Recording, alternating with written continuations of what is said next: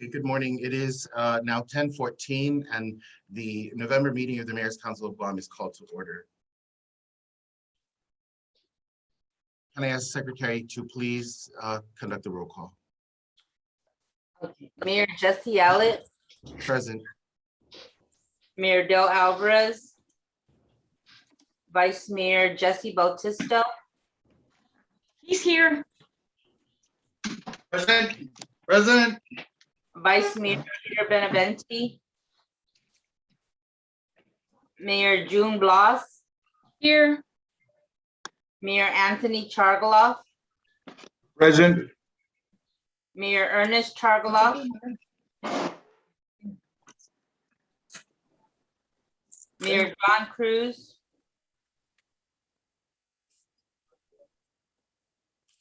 Vice Mayor Kevin Delgado, Present. Vice Mayor Christopher Farron, Mayor Jesse Gogui, Present. Mayor Robert Hoffman, Present. Vice Mayor Rudy Uriarte, Present. Vice Mayor Loretta Leonis, Represented. Mayor Paul McDonald,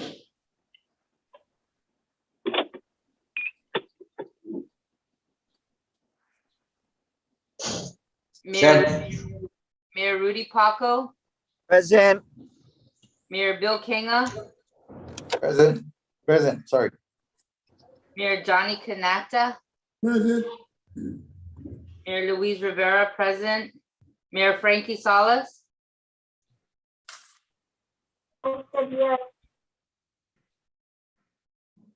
Mayor Anthony Sanchez, Represented. Mayor Melissa Savaras, Gaigizu, Mayor Kevin Siswico, Present. Mayor Vicente Taitagui,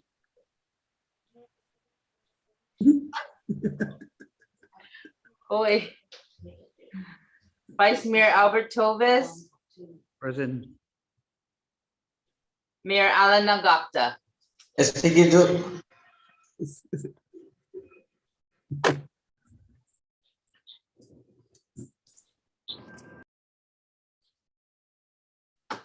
Mr. President, we have 20 members present. We do have a quorum.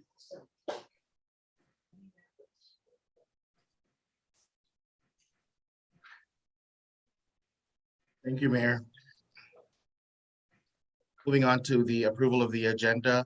Is there a motion to approve the agenda? Motion to approve. Okay, the motion is made by the Mayor of Sinhanya and seconded by the Vice Mayor of Manila. The discussion on this motion is, can I please add under new business, the district office COVID testing discussion? Are there any objections to adding that on? no objections. Thank you. So with adding that district office COVID testing, all in favor, please say aye. Aye. Aye. Aye. Aye. Aye. Aye. Aye. Aye. Aye.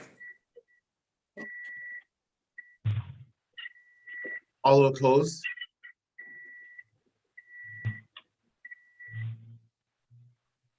Okay, the motion carries. Is there a motion to approve the October minutes, please? I move to approve the October minutes, subject to correction. Thank you. There's a motion by the Mayor of Dededo to approve the October minutes, subject to correction. Is there a second? Second. Second. Second by the Mayor of Manila. Any discussion on this motion? No discussion. All in favor, please say aye. Aye. Aye. All opposed? I think there are no oppositions. The motion carries.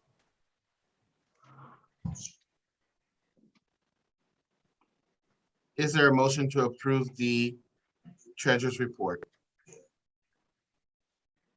Move. Motion. Okay, Approve. the motion is moved by the mayor of Zonia and seconded by the mayor of Barrigada. Is there any discussion on this motion?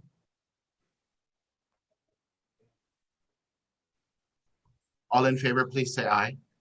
Aye. Aye. Aye. Aye. Aye. All who oppose? Okay, the motion is carried.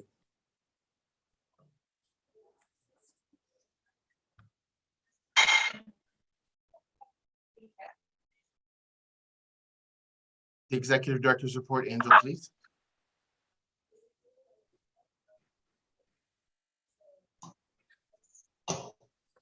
Good morning, everyone.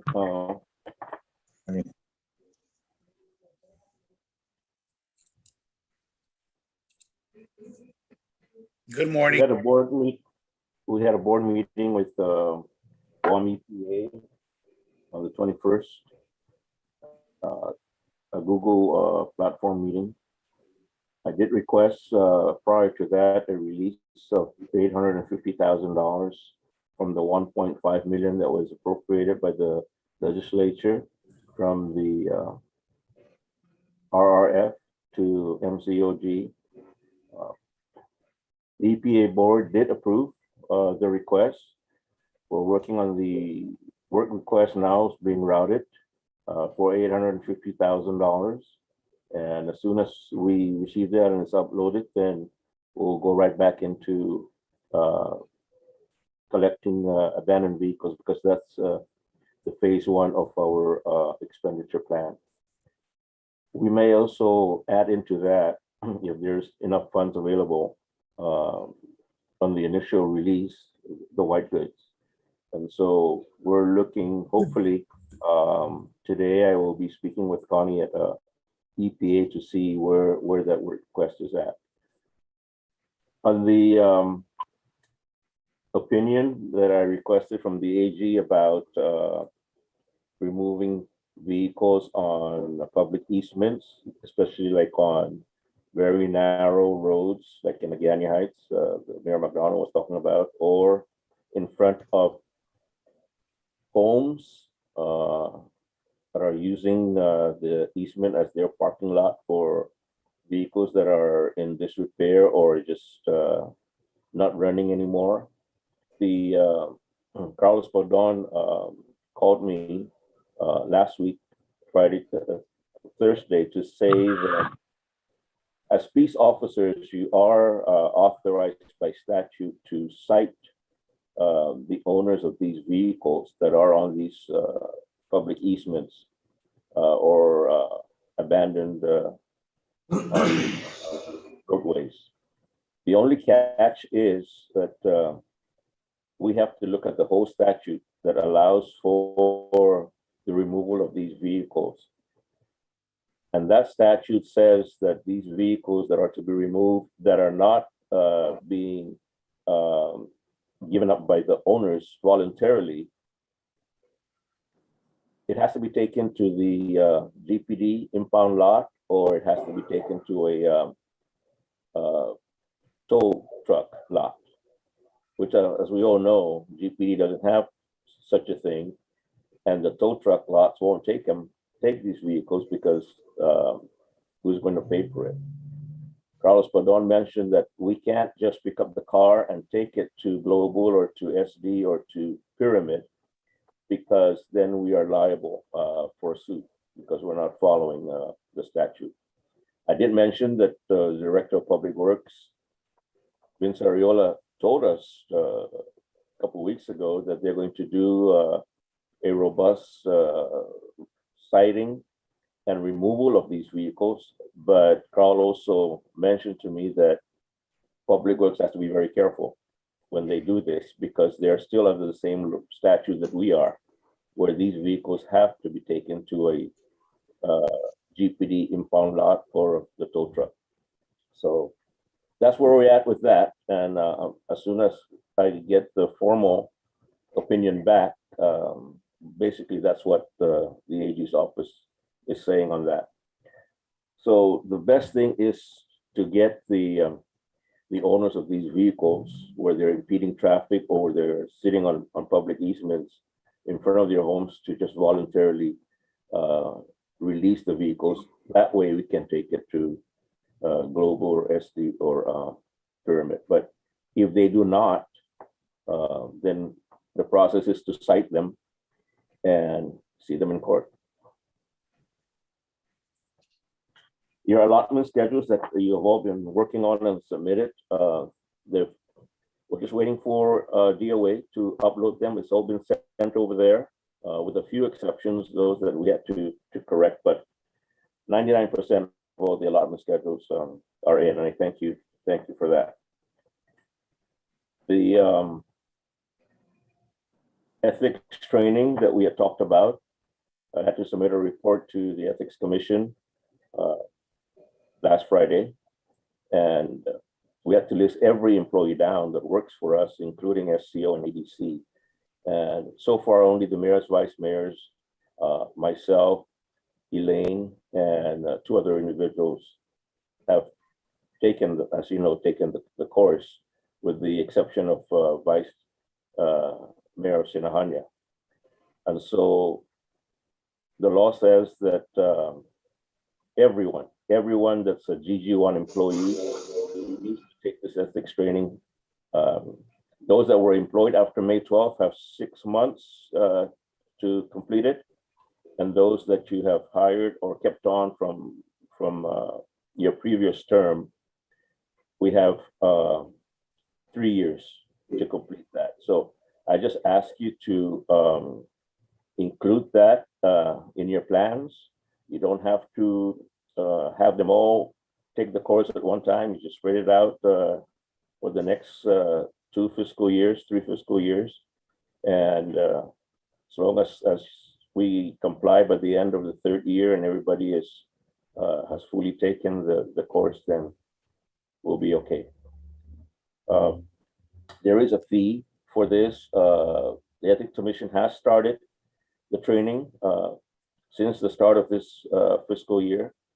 And if you want to have your employees take the course, all we have to do is call up the Ethics Commission. They can't do one just for the Mayor's Council of Guam itself. It has to be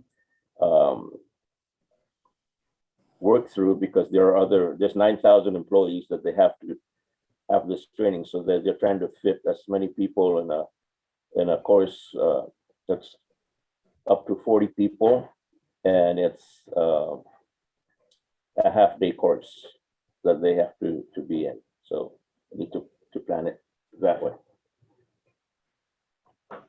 I met with the Lieutenant Governor last week, and we did bring up the issue of the ARPA. So far, the 9.5 million that the governor and the Lieutenant Governor have dedicated that they will give to the MCOG is still on schedule. We're working with Lester and with Ed from DOA as to the how to distribute these funds. The governor is off island right now, but he did mention that as soon as he gets back, then he'll be able to let us know the exact time of releasing these funds and how. We're talking about a total of 17 million, but as the original amount right now is 9.5. This is a grant that was applied for actually by DOA under the NEU, the non-entitlement units.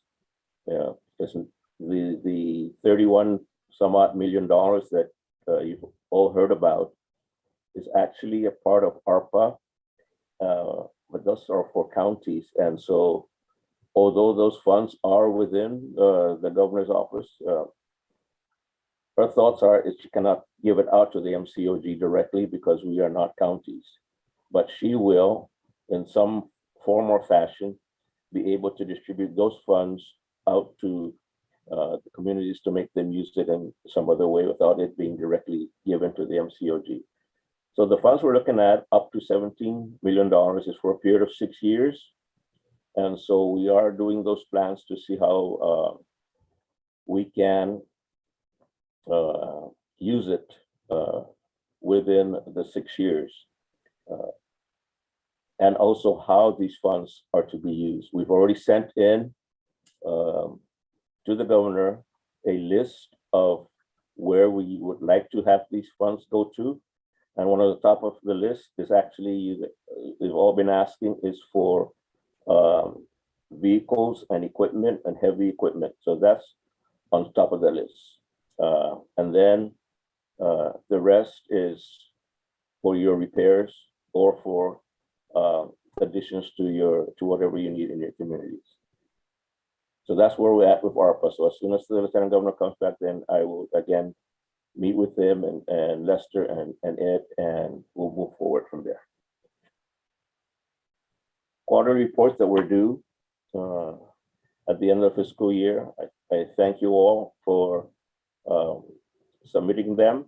We'll not have to compile it into one big report, annual report that's due in December, and then we'll submit that.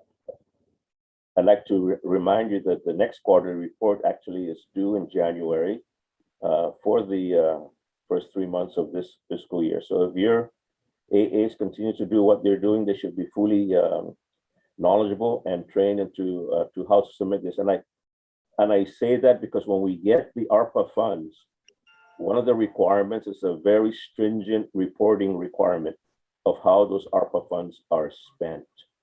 And so it has to be transparent, has to be accountable. And one of the things that the budget office and the OA are talking about is that if funds are given to a village and they do not comply with the quarterly report, they will just withhold the rest of the money for that village and not release it anymore until they comply. So it's important that your AAs, they will be trained. DOA has notified me that they will train all the AAs into the reporting requirements of the $9.5 million, the NEU funds, on top of what they're already doing. So we're lucky that the quarterly reports for the different funds within our budget is no longer required, but the quarterly, but as I mentioned before, it's good to just continue doing it so we can put it on our website and some people can see where all your funds are going.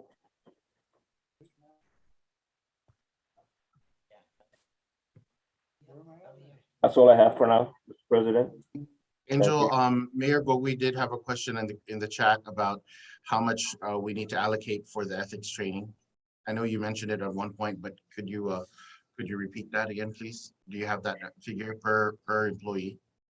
I believe it's $80. Thank you. So $80, Mayor Gogui. The Mayor of Melissa was recognized. Am I on mute?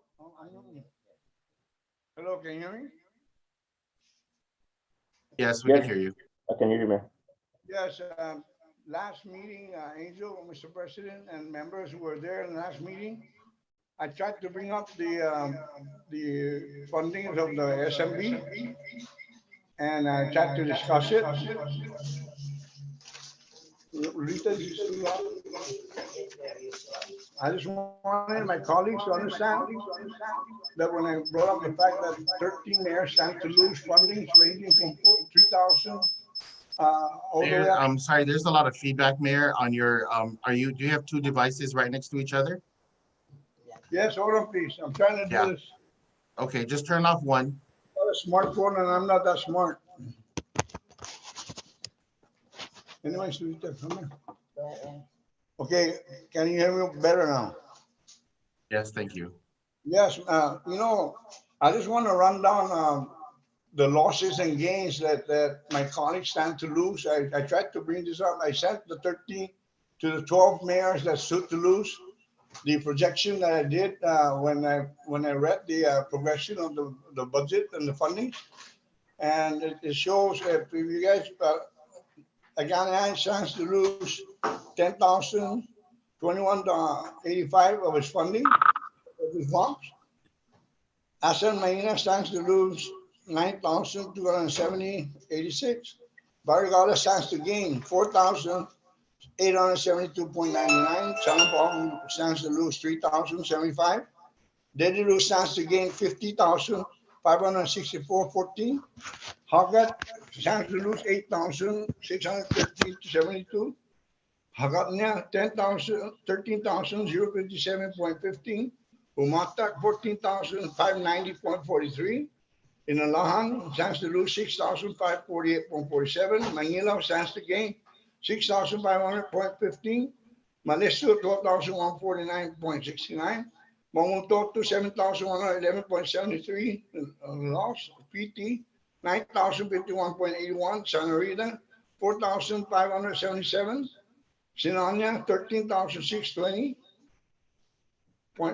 Talafofu $7,612.39. Tamuning stands to gain $7,689.24. Jigo $47,000. She's gaining $47,085.47. Anzonia stands to gain $2,586.70 only because of the introduction of the bumps. I thought that the bumps was to try to secure flexibility for mayors to be able to reposition our fundings in the appropriate categories that we need during the fiscal year and have the ability to shift or reallocate, to modify to other categories that the fundings are needed the most. This is the reverse effect. It's contrary to our intentions, and we shouldn't be able to lose. Angel, I'm preparing, Mr. President, I'm preparing a letter on what I did with what should have been, or what would have been Chapter 8 of Bill 5536 that was substituted and lapsed into law. Okay, this Chapter 8 would have reflected, if the bonds wasn't introduced, that we all go back to SMB levels, PSSCP and IWEP. We're receiving cuts when there are no cuts in funding. And other mayors are receiving increases when the increases were not there. Well, this doesn't make sense. I mean, why would 13 pursue the consolidation only to lose the funding we're trying to be flexible with? Where's the rationale? Where's the logic? Guys, those that stand to lose realize that it was only because of the failure to position the language conducive to having a consolidation without having to lose any money in the process. I need the remedy to this is to go back and seek an amendment to Section 3, okay, items A and B, to strike items A and B and replace it with the language that each mayor shall receive the consolidated amount of what they receive in FY21 from the SMB, the IWEP, and the PSSCP, respectively. This will ensure that all the mayors get their monies back that they were supposed to receive in this fiscal year, and nobody stands to lose or gain in the process. If you stand to lose, right, it could boil down to apathy that you don't care, you have no concern. And those that refuse to go seek an amendment would only be because of patience, because of friendships. Guys, what I'm pursuing here is what's right. This is a 16-year history that the presidents have been deviated from, and their precedents have been disregarded, and ignored. Those history and precedents are records of the past occurrences and activities, events, and functions and processes. They should not be discarded, and ignored. They guide how things were done and how things are being done. And this year we've thrown away 16 years of precedents with the advent of the bombs. Already this bombs is showing a negative effect. Should we pursue it next year? We should work collectively together, guys, so that we promote an amenable and amicable fashion to see how we can all benefit rather than those stand to lose and others stand to gain. Man, this is tend to divide us instead of uniting us, to work amenably and amicably as a council. All I'm asking, guys, is to be open-minded and see that my intention it's not about the money, it's about setting things right. And what happened is contrary to our intentions of consolidation. Consolidate, like Andrew said earlier, you must maintain the 3 separate funding of the programs, maintain a ledger for all, so that you know where the money went to, and there's accountability of the funds appropriated for those purposes. Because those programs were set up from 2007 up until 2021, and the appropriations, although it fluctuates from time to time between all the three funding and programs, the distribution methods have always been standard, uniform, consistent, and historically divided. That the SMB is divided by 20,000 to each mayor shall receive 20,000, and the remaining to be prorated based on the percentage of the respective village to the total mileage of Guam held by public works. This has been discarded, disregarded, and ignored. This distribution has always been exclusively used to divide the SMB. Now it's subjecting the IWVP to be divided accordingly when the funding that comes from historically always came from either the tourist attraction or the general fund. And that appropriation is split into two, one to fund the SMB, the other one to fund the IWVP.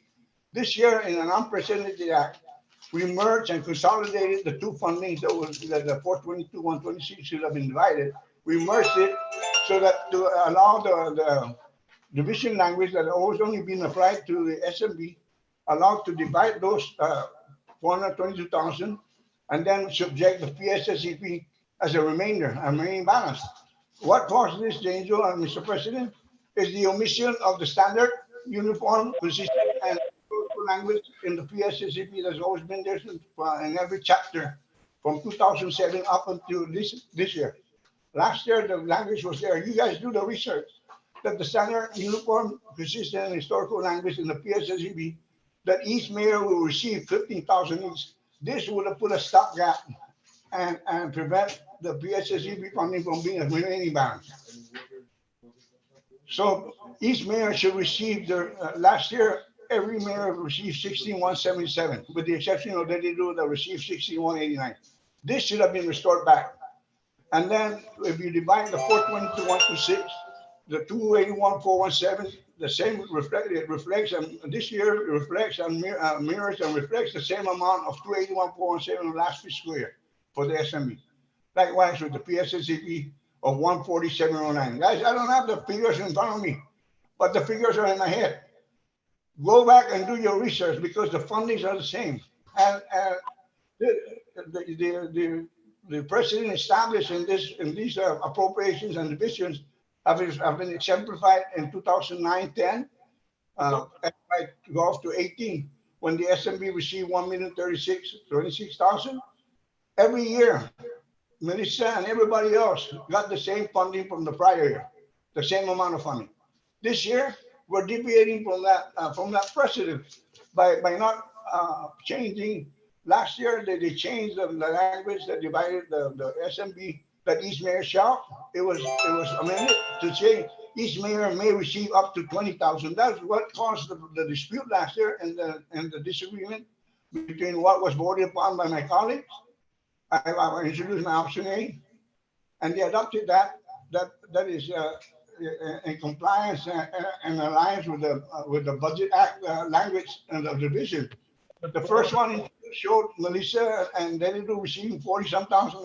The language says may receive up to, not above 20 or up to 44. But my method was more fair because I used the percentage in the numbers. Guys, I didn't just grab at the numbers. I used the percentage using the 470,000 that is close to the 281 last year. And I think to that. Mayor Ernest. Yes. So do you have your letter ready to turn in to submit to the legislature? Mr. President, I don't represent this council. You should go back. If I'm going to go back into the legislature, I will go back in the form of an oversight request. Okay? I'm asking this council to unite, to do what's right. Let Angel go back to the legislature because what caused the problem is the unprecedented act of uniting and consolidating the SMB and the PSS and the IWV, and then subjecting the PSSEP to language that is foreign, that has never been applied to it, only because of the omission of the standard, uniform, consistent, and historical language in that PSSEP funding program, that each mayor will receive 50,000. This would have not subjected the PSSEP funding as the remaining balance. Guys, read the numbers, although the numbers don't speak, you can read what the numbers tell you. I'm working, Mr. President, you are the catalyst to have the other members vote yes and by option A, because I was working with precedents. Okay, so Mayor, I do have to say that you did bring this up at last month's meeting, and it was entertained by the council. And there was vote to not entertain, to further entertain this topic. And so I am only saying that we did offer an opportunity for the council to make a majority vote or to decide on how we were going to pursue your viewpoint. And it failed. So I'm just letting you know that we did give you that opportunity as well. You can bring it up again, and we can add it to the agenda. But at this point, if you don't have anything directly for the executive director, I think we need to move on, sir. President, can I just interject? Hello? Why are we concerned about the majority members to concern about pursuing when we're disregarding the 13 majority that stand to be adversely affected and aggrieved by the introduction of the bond? No mayor should lose, no mayor should gain in the process. Okay, so we're at the executive director's report, and I would like Angel to entertain any requests that you have at this I point. was preparing the letter, Mr. President. I was preparing the letter. I was addressing it to Angel, okay? And I already prepared a chapter 8 that would have been the chapter 8 in the public law, okay? If the bonds was not introduced. And that will reflect going back to last year's. And that's a history and precedents established for 16 years. We took 16 years of history and disregarded, and ignored. Mayor, I just want to let you know again that we are at the executive director's report, and if you have anything related to Angel's report, then we can address it at this point. If not, we need to take it up at another time. And I do have to say that majority is necessary because we are a council, and whether it's 13 is affected, whether you say that 13 is affected, all 19 villages are affected by our budget, no matter how it is done. Some favorably, some unfavorably, and adversely. Where do you strike the balance? When there is no funding cuts, yet 13 receive cuts in their funding. There are no funding increases, yet 6 of the larger villages receive increases in their funding when there are no increases in funding. Mayor Trotcliffe, do you have anything for Angel to address at this point? I don't know who directed Angel to pursue, and whoever directed Angel to go in and pursue the bonds. You guys, I don't know who did, but they must have used their influence with the members of the Committee on General Government Operations and Appropriations to be able to do this. I'm preparing my letter informing you guys that I am officially and formally inquiring to see the letter transmitted to the committee, requesting the substitution of the 3 funding to be consolidated as bonds. That's fine, and we'll wait for your letter. Is there anything else, Mayor Trotcliffe? If you guys are not going to agree, I'm going to go over there. I'm going to proceed on my own to ask for an oversight hearing. Okay. Okay. Thank you, Mayor Trotcliffe. But you know what? That's all I have to say in this meeting. Thank you. Okay. Thank you. Look at the discrepancy and sit down with me, and I'll show you that the easy remedy to resolve all this is a simple amendment.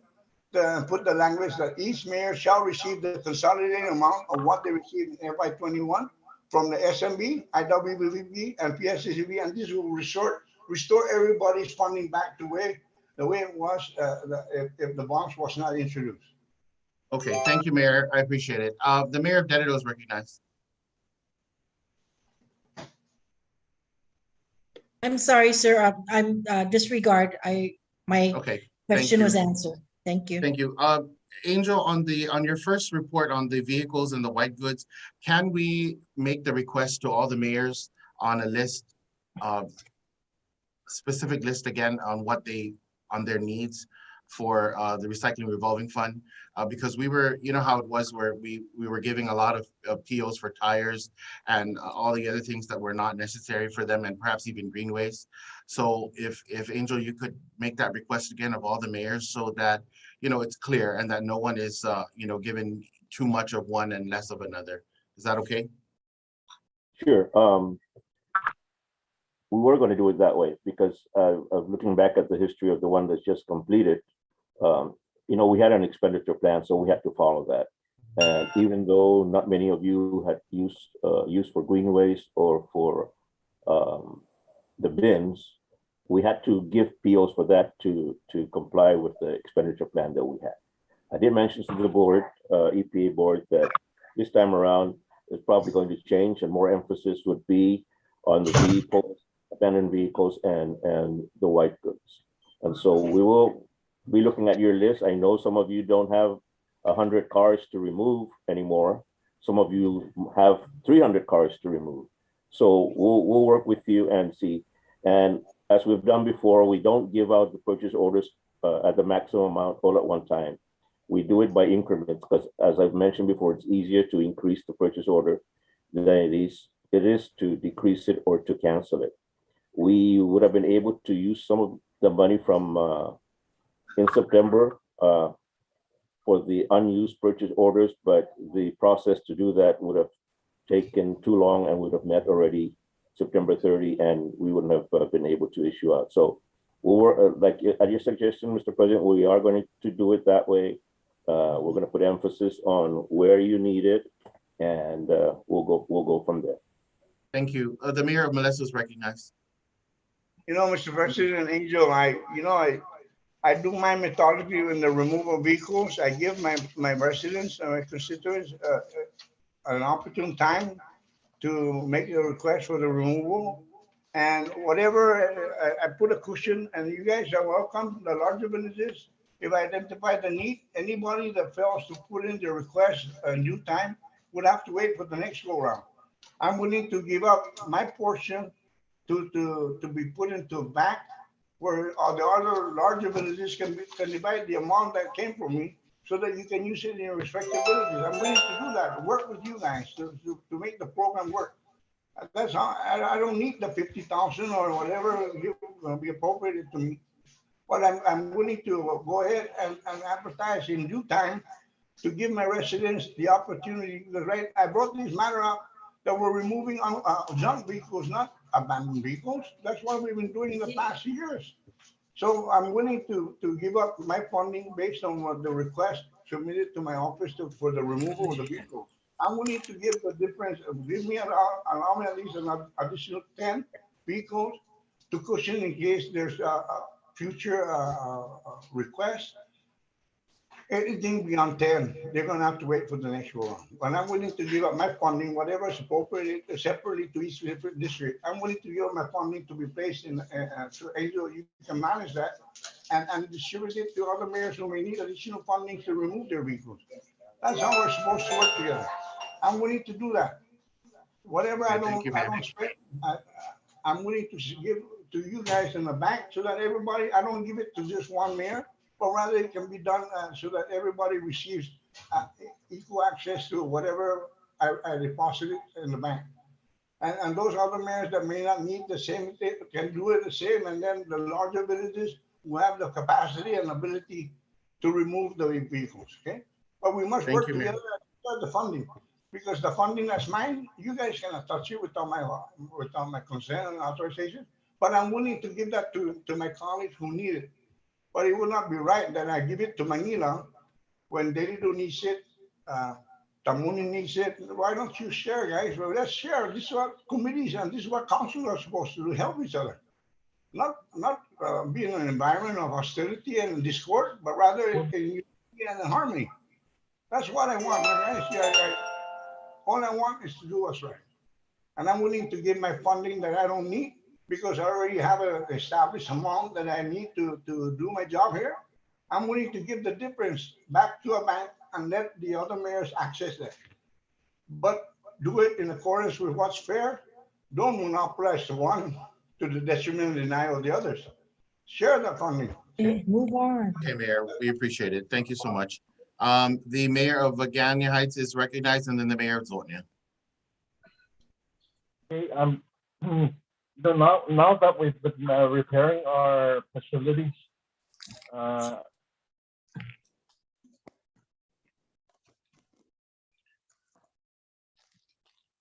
kind of worried. Angel has figured out already, because FEMA had warned us that we must insure facilities, right, to get a coverage in case of a disaster.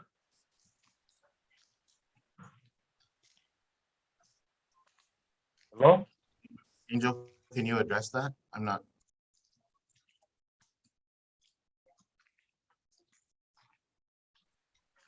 Angel, did you hear Mayor That's one of the McDonald? requirements that FEMA came out with. Huh? I'm sorry, I was on a phone call with EPA. What was that, Mayor McDonald?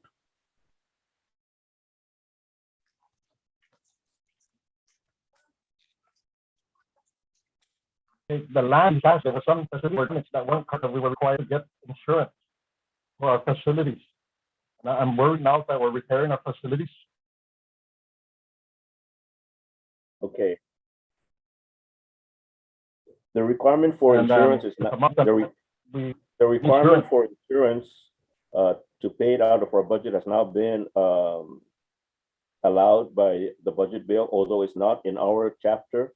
In the miscellaneous portion of the current budget bill, there is provision there that allows agencies and entities to go ahead and pay premiums for insurance purposes for their building. Now, the ones that you're talking about that requires insurance, that FEMA requires, is for those buildings that were damaged by the previous typhoon. If they repair it and it's damaged again, then they won't come back and reimburse it anymore if there's no insurance for it. So that's the FEMA requirement. But there's no requirement like Guam that we insure our buildings. It's only a FEMA requirement in case the buildings are damaged again. Yes, so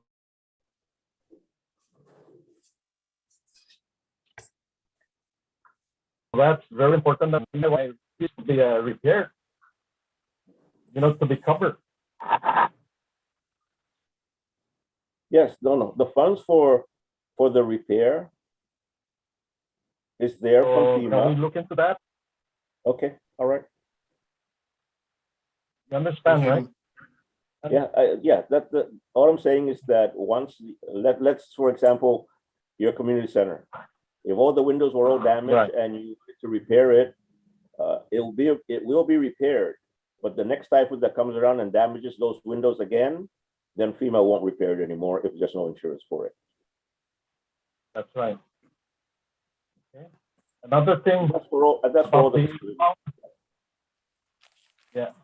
Another thing about the impound lot, I noticed that the Sinahanya police station, Central, right, has a huge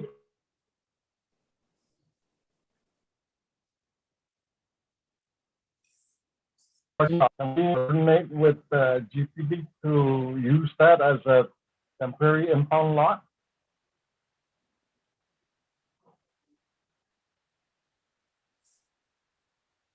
I don't think Gura would allow it because the property belongs to Gura, not GPD. So I don't think Gura would allow it. But I suggest using public health Megina, since it's not used, which is fenced in some areas, as the impound lot. Okay. But maybe we can see with the GPD, where else can we have that impound lot? Because it's getting critical here. The streets are really narrow, and a lot of times the emergency vehicles cannot get in to facilitate the sick or the emergency that occur in our villages. So, Angel, can we look at GPD to designate a temporary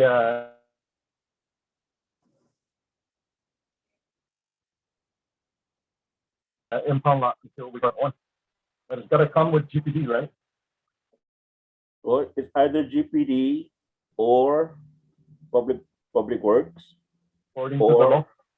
Yeah, or the tow companies that have their big lots, they can be designated as well. But the issue there is who will pay for it. Well, I think Mayor McDonald, Angel, and maybe Mayor Hoffman, if we can probably focus our efforts on, maybe the next couple of months in the Legislative and Finance Committee to work on that. Because I know that we can work with different, we can work with the different entities, whether it's Chamorro Land Trust to identify the property, work with DPW and GPD. And if that has to be something that needs to go through that committee for a bill, Mayor Hoffman, would you be willing to help on that? Okay, Angel, we can get together on that and we can see how we can move that further. Is that satisfactory, Mayor McDonald? Yes, thank you. Okay, thank you too. The Mayor of Zonia is recognized. Good morning, everyone. I want to find out if on the junk cars, if a resident wants to use their land to as a staging site for recyclables, what documents does the resident need to, and if we're able to? Mayor, it's not as easy as just opening up your lot and giving the government to use it. They have to be permitted by EPA. They would have to go through the EPA process because the property has to be inspected and make sure that the waterlands is protected and all those things have to be considered. So if they want to open up their private property, that becomes a business. And so they would have to go through EPA and apply. Regardless if they're volunteering to use their land without, regardless, just like your own offices, when you start staging cars, their EPA will come and cite you because you're not permitted. So they need the permit from EPA first. Yeah, has to be permitted. Yes. Okay, thank you, sir. Thank you. The Mayor of Chalampago Ward is recognized. Thank you, Mr. President. Kind of jumping back a little, real quick, regarding Mayor McDonald's, and damages to facilities that we spend monies on from FEMA. I guess really his point is if we have facilities that are repaired by FEMA, and we want to protect that investment, is there a mechanism that we can pursue to get these facilities, these buildings insured?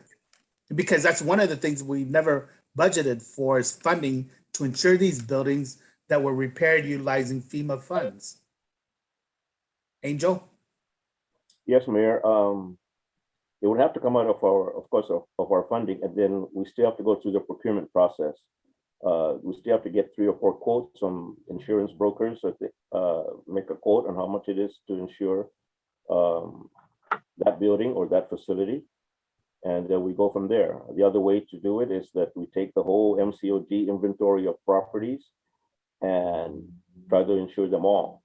But that's going to require a ton of money, I know, for premiums. But as far as yeah, I'm sure it will.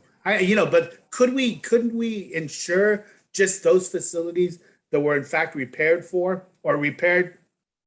Because Guam is typically self-insured, and so would it be possible to insure only those facilities that were in fact repaired utilizing FEMA funds? Yes, and based on that, separate and apart from. And as I mentioned earlier, this year's budget bill in the miscellaneous provision section does allow for using the entity's funds that's available to insure the FEMA repaired facilities. Well, along those same lines, really the crux of my question that I really wanted to ask, remember Typhoon Dolphin and Typhoon Mangkhut? Some of the facilities were in fact damaged, and FEMA came out and did an assessment. And it was my understanding the reason why we were never reimbursed or provided with FEMA funding to repair those facilities is because we weren't matching, or we didn't have the funds to match. Is that a correct statement? A good example is my stadium lights. Several of the light fixtures fell off. They came in and did an assessment both times during Dolphin and Mangkhut. And they said, oh yeah, this is probably gonna cost this amount of money. And so all you have to do is get quotes on what it would take to repair. Well, with so much time that had passed, Angel, as you know, we went ahead and just utilized 3 fiscal years of limited gaming fund to replace the stadium lights around my baseball field, which came out to about $86,000. And even at that, we still have not gotten anything from FEMA. I mean, with the fact that we already paid for the repair of the lights, would we be able to recover some of the costs from FEMA, having already done the repairs?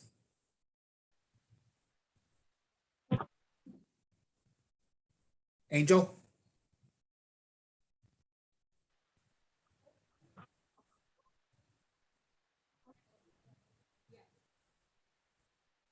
I think he's frozen in time. That's all I got, Mr. President.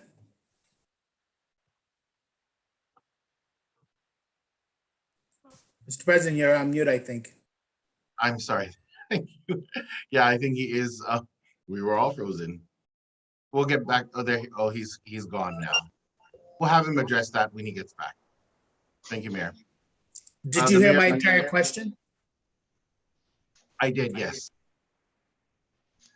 But we'll have him. I can't answer it. So if he knows, he can probably answer when he gets back, if that's okay. We'll move on then to the Mayor of Megina, please.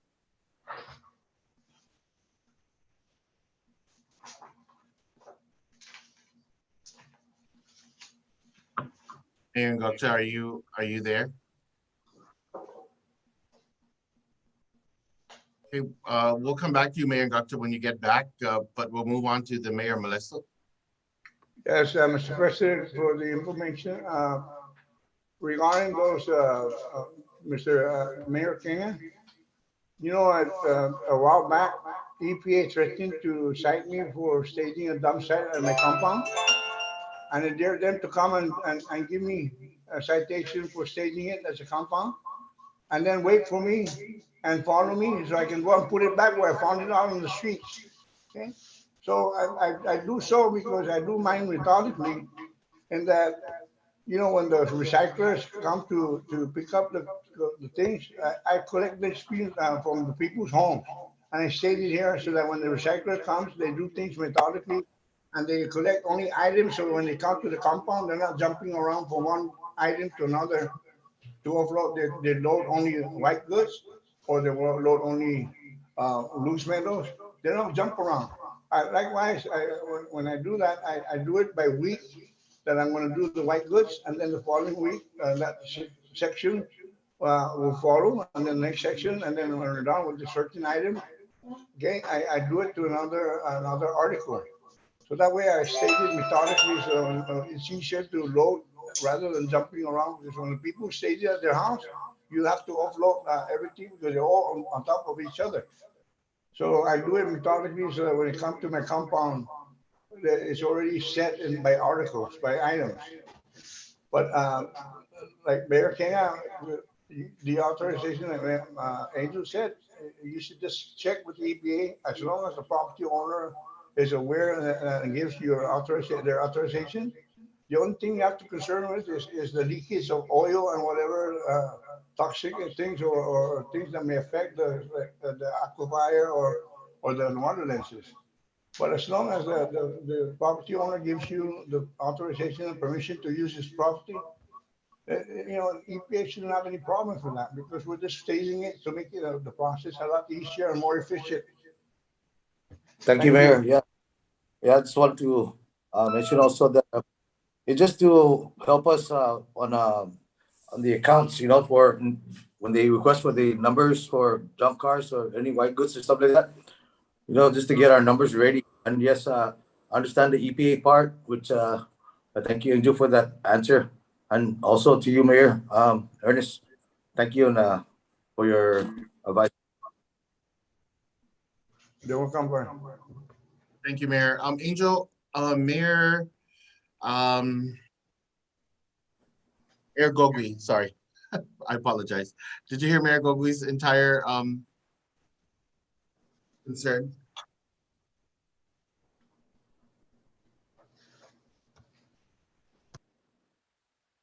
About the insurance?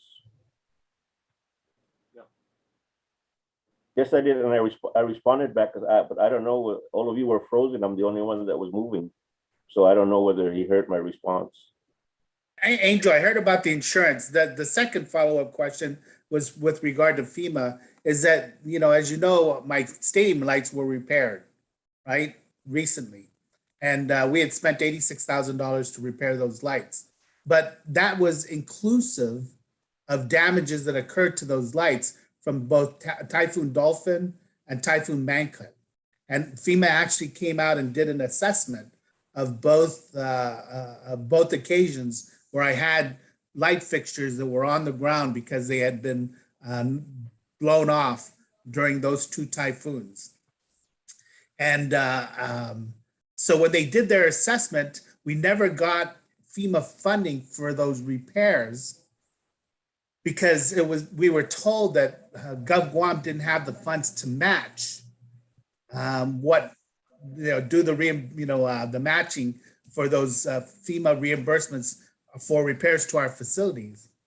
But having repaired those lights, are we going to be able to go back and say, okay, we repaired those lights, so we would like the FEMA reimbursement portion of what we spent on repairing those lights?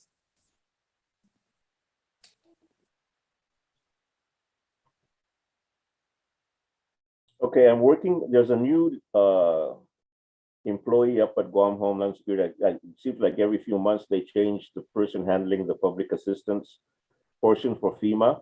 And she just called me last week to see whether I can give her an update on all the applications we have for reimbursement. And yours is there. And although we didn't initially get the funding from FEMA to do the repairs, we can include your costs of that portion, the one that you've already spent, and submit it into the public assistance grant program that FEMA now has with this new individual. So we will include it. We are also working with Guam Homeland Security because they're trying to change the matching requirements. Instead of having a 75-25, that FEMA do it 100%.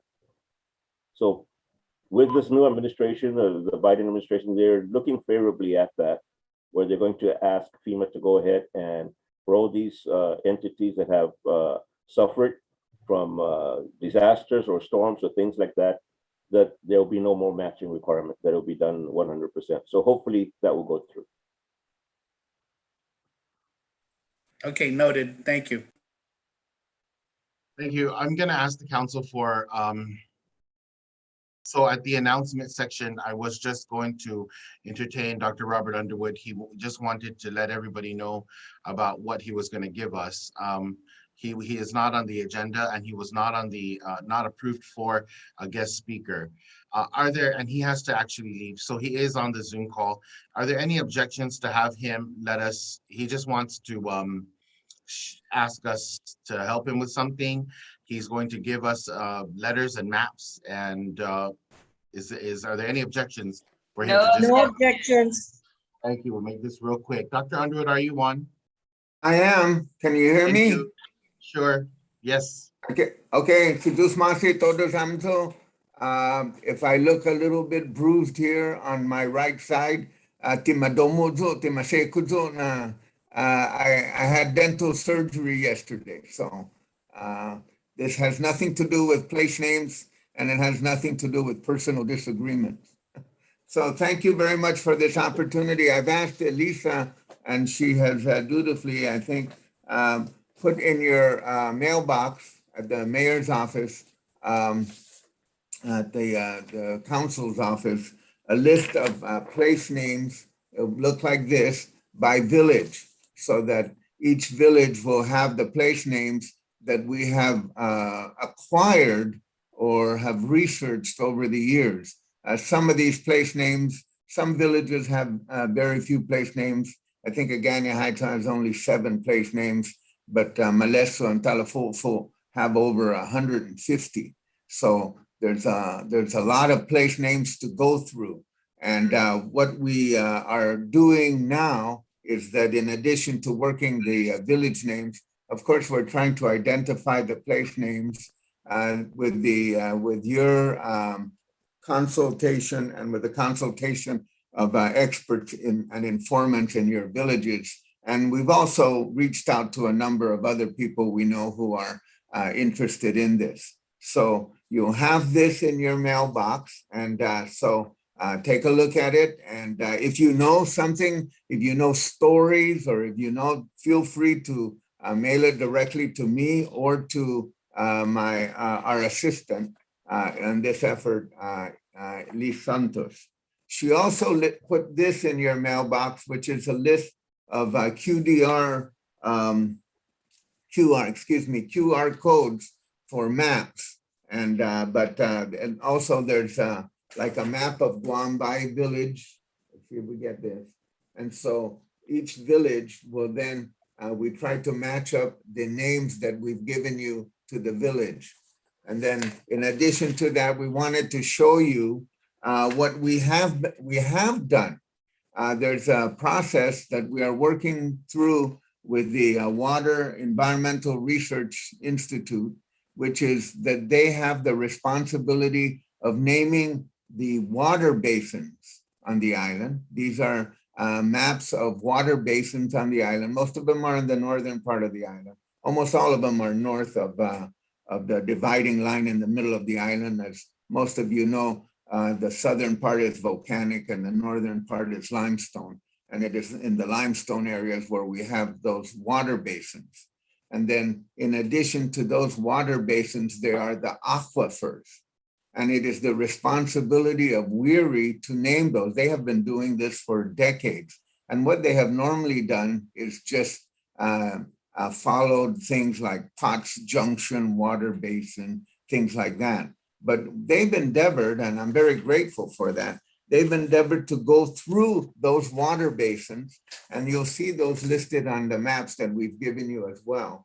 And it will give kind of like I think, a prelude into how we're trying to match up the historically accurate traditional names to the water basins, so that therefore, you know, that's what will be reflected in the end. So those water basin names, in Chamorro, we call them Ibebo, yeah, Ibebo. These are water basins, a little bit of rain, it'll come up into the surface, but most of the time they are just beneath the surface. And that's different from the aquifers. So all of those have been named. We've given you the names of the water basins. You can see the prelude to that. And there's been a lot of hard work, diligent work that we've gone through with WERI in order to be able to name those appropriately and in keeping with traditional and historical place names. And so, you know, just to give you an example that in the northern area, Gugaon, Gugaguan, Finaguadzuk, these are place names that have been sort of put out of focus by other place names, and we're reviving them, and you can see them in the list of the water basins. As always, this will also kind of apply. There's some place names that are going to be similar in different villages. There's some place names, as some of you may know, there's some place names that are the same in Saipan as they are in Guam. There's a Mangilo, there's a Talafufu in Saipan. And in Alahan, we found out that there's a Saipan in Alahan. And so there's these place names reveal a kind of an historical dimension to it, and we find it very engaging. It's going to be a little bit complex with the southern villages where there's so many place names, and so we ask for your continued guidance and continued information on that. And the spelling will all be standardized. It's in accordance with the law. The law requires us to standardize spelling, and the law also requires us to restore historical, traditional Chamorro place names as much as possible. And that's what we're doing. And so in the long work of the Commission on this issue, We have reached out to the Hawaii Board of Geographic Names, which has sort of the same responsibility. In that process, we've also reached out to the U.S.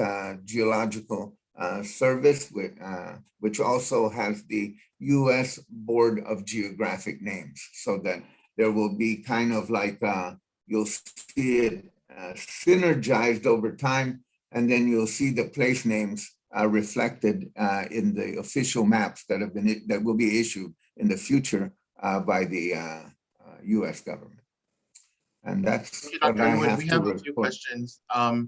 Go ahead. Mayor Ungata, I don't think did you have a question for Dr. Underwood, or did you have something else? Because I had called upon you before, but I don't think, right? No? Okay. I didn't see who raised their hand first, but I'll give Mayor Ernest the opportunity to go first, please. Yes, this is addressed to Dr. Underwood. Doc, I've been Yes, working sir. with Santos and giving the name places. I gave her the informants, but I just recently spoke with Dr. Greg Tenetongo. I don't know if you know the individual. Yes, yes. We've had a meeting with Dr. Tanatongo already. Yes, he's probably one of the most informed and knowledgeable of the name places in the Gales Valley area. Yes. And with in addition to another individual who grew up in the area as well. They're the most knowledgeable, in addition to what I have already given to Elisa. Dr. Tantongo presented names that I thought I knew Melissa as a whole, but I guess not. But Dr. Tantongo shared with me information, and I'm waiting for him to work with the other individual and include me in their discussions so I can help you guys provide all the name places, all in Melissa. So I'm working with Alyssa, and I want you to know that she's always reaching out to me, and I want to, if you have influence with Dr. Tanatongo, he's hesitant to reach out beyond me, and you're able to use your influence, you can probably get that knowledge as well from him. But I'm going to try and help you guys by having him and the other individuals sit with me, and I can relay those information to Alyssa so they can properly name the areas that are not named. Because like you said, there's a lot of name places here in the South that have not been identified, historically. So if you have influence and able to contact Dr. Tantongo, I think that would be a big part in his hesitancy to engage and give you the information. Thank you for that. Thank you for that. And in fact, we have made initial contact with Dr. Tanatongo. Thank you, Doc. Thank you. The Mayor Sinani is recognized. Thank you, Dr. Underwood. Last week or the week before, the mayors were asked to put together, like a fun facts about our communities. And when we were talking with some of the village children, they actually asked me something that they were able to stump me. And they were talking about the hills and the mountains on the around Sinahania of what you can view from the area. Does your place names include also those hills and mountains that are laid throughout Guam? Because I was looking at all the different, I tried to Google it, and some of them, they're saying this is Mount Macana, this is Mount Bahia, and or Bahia Peak or something. So do you have that also listed in your maps? Yes, yes. And Awesome. in fact, any geographical feature like a river or a mountain is considered a place name under a Board of Geographic Name conventions. That's great, because Dr. David Lotz, the known boonie stomper and hiker, he was able to pinpoint some, but yeah, there really isn't an accurate. They have some but it doesn't show where it begins or ends, and so there's multiple peaks, or so he was able to also help me identify some of them. But I thought it was very interesting to kind of maybe make the public know what the actual name is of something you saw every day of your life. That's true. That's true. And growing up in Sinania, I saw those same mountains. But I do want to point out that we are also working very closely with David Lotz. And David Lotz has shared those items with us as well. Thank you, Dr. Underwood. I appreciate it, and we'll look forward to the letters, okay? Okay. Thank you. Okay, we're going to move on to committee reports. Okay, Boards and commissions. Lisa. Okay, thank you. Thank you so much. Are there any boards and commissions that would like to report? Because if none, I'd like to talk about GDOE. But anyone else?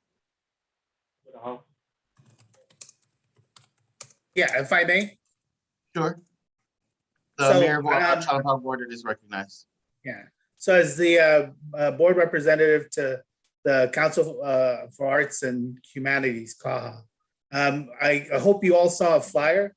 You know, CAHA has put together or has leased space in the DNA building, and they now have a CAHA Galleria in their space. And so I don't know if all of you saw the flyer that they released last week about a display that they have in their Galleria.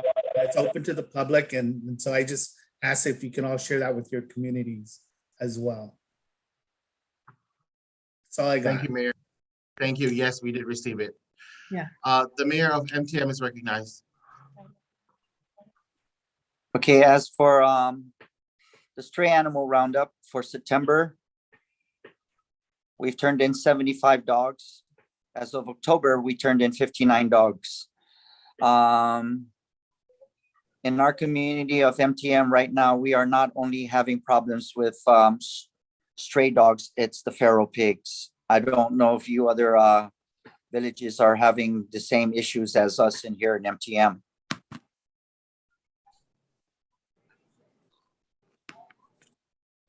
Hello? I'm sure there are. You know, Mayor, I'm the representative on the USDA feral pig task force or feral swine task force, but they have not called a meeting. But I'm willing to. I know that the North and South soil conservation people are also working on trapping. So there's a certain amount of money local money that was given to them. I don't know what the update is, but I certainly can look into it. I know that I spoke to you briefly about that on the radio. I think it was last week. But we can, I mean, if you're willing to work with me on it, we can we could do that. Yeah, I'm willing to work with you on it. Okay, great. I'll keep you posted. I'll send them a message and see if we can talk, and we can address the. I do know that it was the southern villages or the southern area that was prepared to move along. I'm not sure what's going on with the northern side, but we can talk about that and see what the plans are. Yeah, Mayor. They reach all the way up to Cars Plus, and yeah. Wednesday is our trash pickup, and the feral pigs are knocking down people's trash bins. Yeah. Okay. Got it. All right. We'll get together on that. Thank you for the report. The mayor of Dededo is recognized. Yeah, on the GDOE board, I just want to thank the mayors that attended the master plan presentations last week, North, Central, and South. I got feedback from Ms. Gutierrez, who's the board chair on the facilities and maintenance of the school campuses.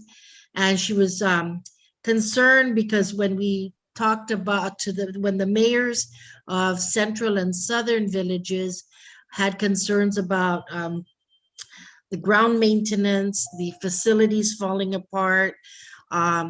This was something that she, I talk every time at our board meetings, our monthly board meetings, I always bring up the scope of work for their ground maintenance. And I asked them to revisit this fiscal years because it's not including the exterior fence line of the school campuses. As when we were doing it, we did include the exterior of the fence lines. But again, I want to thank those that attended those one of the three master plan meetings that we had last week with GDOE and the planners. Thank you.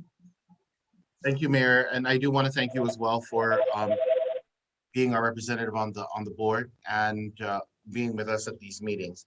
I wanted to just chime in that if there was anyone that had any other thoughts about that meeting regarding your facilities or your school facilities, you still have some time to make your points known. Either send me the information or send Mayor Melissa the information, but we'll need to do it as soon as possible because they want to wrap that portion of the plan up by mid-November. So I know that not everyone was able to make it, and if they did, some had to leave early. So thank you again for being there. Any other boards and commissions? Okay, moving on to standing committees. Are there any standing committees that would, oh, I'm sorry, the Mayor of Agani Heights is recognized. Ask Mayor Hoffman, how is the homeless? Is the new facilities full already? I'm sorry, Mr. Mayor, I don't have an update, but I know, I think someone from the homeless the OHAP is on the call. Are they still on the call? I don't know if Art Paulino is still on the call, but we have our meeting next week, so I don't know what the status is. I'm sorry. Well, anyways, I've got like 5 or 6 homeless individuals that hang around here in our facilities, and I'm kind of concerned. If they're already, have they been assessed and registered in the HMIS system? That's what starts off the process. If they've already been evaluated by either the rapid team from Catholic Social Services or someone from the Homeless Coalition would have done their assessment, then it gets, because there's a lot of paperwork involved in terms of the reasons for homelessness, what services they need, and then what actions need to be taken and placement. So if they have been, then that's something. So are these the 6 that are staying at the Coconut Park? No. These are 6 that come around. They come around at night and then they sleep out here, and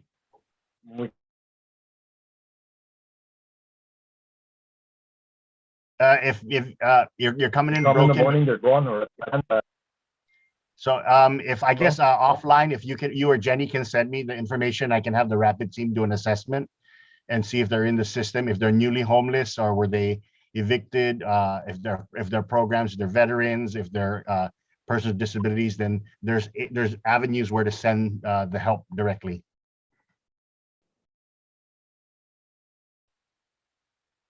no, so I'll get them. I'll find out what their status is. But the ones in the Coconut Park, they're fine. They're cleaning up and helping me with the clean up and release. Thank you, Mayor McDonald and Mayor Hoffman. I do want to talk about Bill 188-36. I know that you may have received a public hearing notice on this bill. Bill 188-36 transfers CLTC property to the Department of Agriculture for a slaughterhouse, and it also gives them up to $3 million from the EITC for the operation of the slaughterhouse.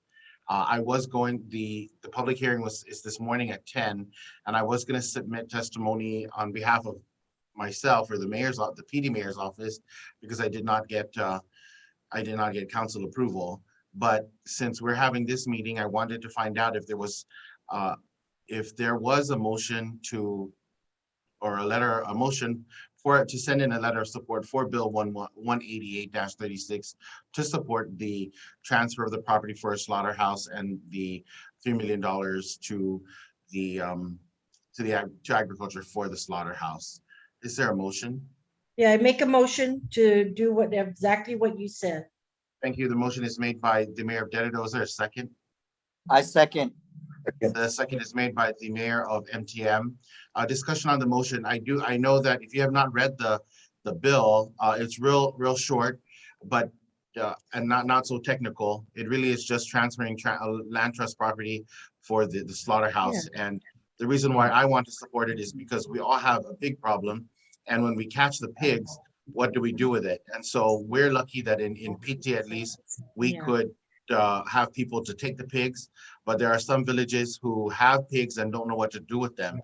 And what better way than to save the economy, save the environment and revive the economy with a slaughterhouse. Are there any other discussions on this motion? Oh.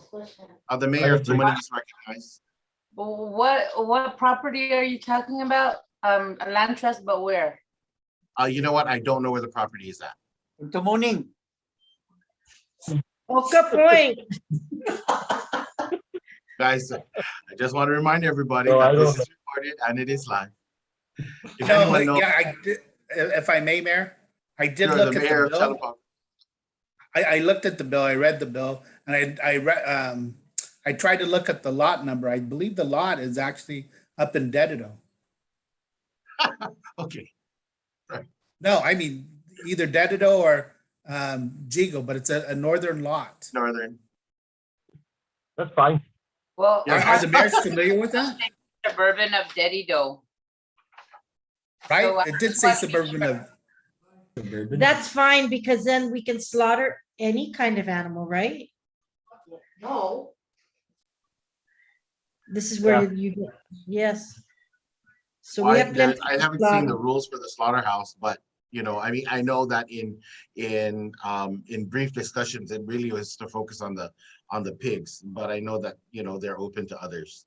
I mean, I'm not sure, you know, like the deer, right? I'm sure. Yeah, and the Yeah. chickens. Oh, you know, and the chickens too. I know that there is an organization that sells chickens, but you're right. I think the slaughterhouse would be great for all of those. Any other discussion on this motion? Well, you know what, just to let you know, the livestock farmers are actually forming a cooperative co-op. And so that they can tie in with the slaughterhouse thing. So if they all come together and have a co-op, and then we know where the livestock's coming from too. Correct. Just so you know, and I think the reason why the property, you know, is a northern property is because the northern villages actually have a greater amount of sewer lines. And, you know, I believe the slaughterhouse, because you're dealing in biological waste, it has to be, that waste actually has to be pumped into a sewer line where it can be properly treated.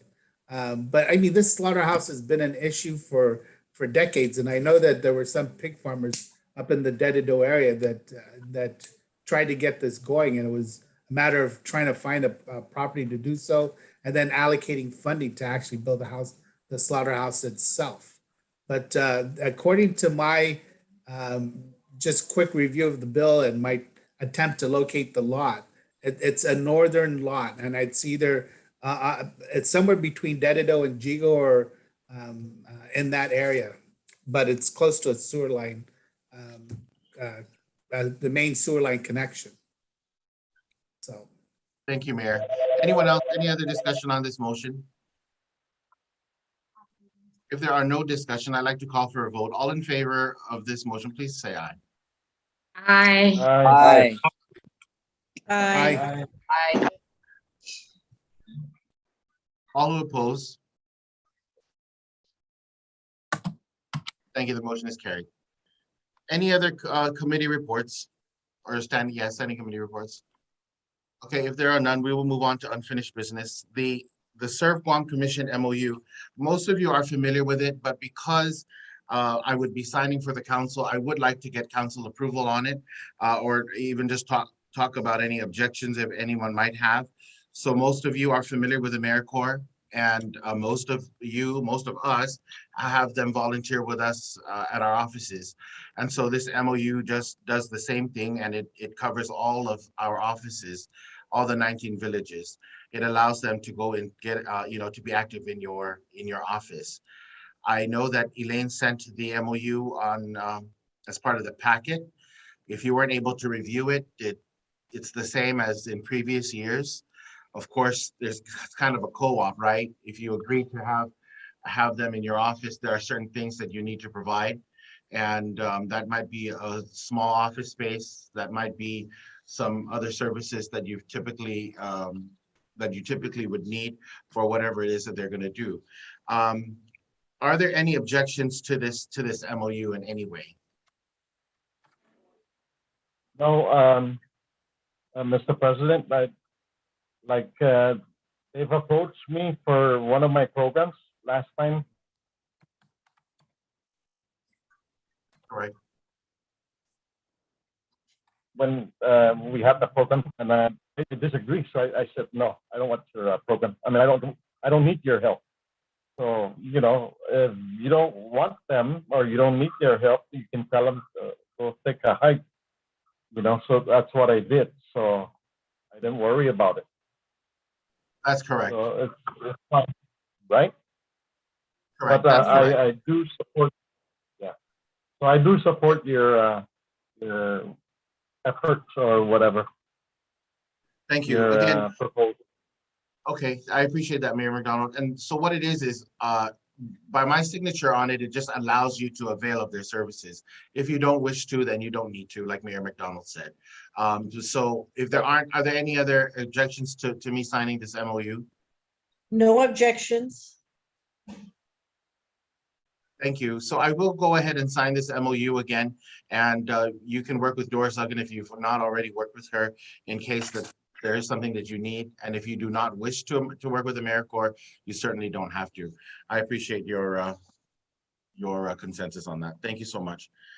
Moving on to foster care project. So this is a big deal for a lot of us, and we've worked real hard on it. And I want to thank everyone that has been a part of the meetings so far. We're ready to launch. We have a lot of good stuff going on. I know that we mentioned starting in October, but I think there was so many different things that were going on, but we're certainly ready to go now. One of the things that I wanted to share, we wanted to share before we sent it out, was our logo, a proposed logo for the campaign, the Gift of Family campaign. And if you see the logos here, or you should see the logos, you see options 1, 2, and 3, correct? Yes. Okay, great. So the committee had decided to show or to give the council these 3 options to select. And if there weren't any objections, that we were going to talk about it at this time. We're no longer in an immersive view on Zoom, so I can't see everybody. So if you want to say something, you'll need to press your raised hand button. Taking a look at the logo, the Gift of Family is the campaign name. The colors are selected because we're working in partnership with Harvest House and also the Archdiocese of Agana, and of course the Mayor's Council of Guam logo.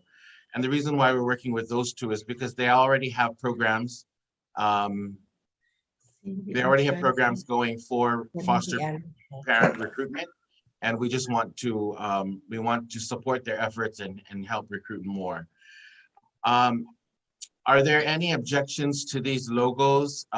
They will be used interchangeably based on the types of ads we're going to run, whether they're social media ads or social media, print ads, and radio and TV as well. Are there any objections to these logos? No objections. Thank you. No objection, Your Honor. Okay, so Objection. we're just gonna go ahead.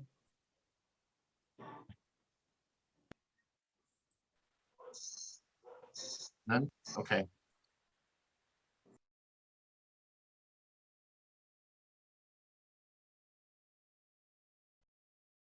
Thank you.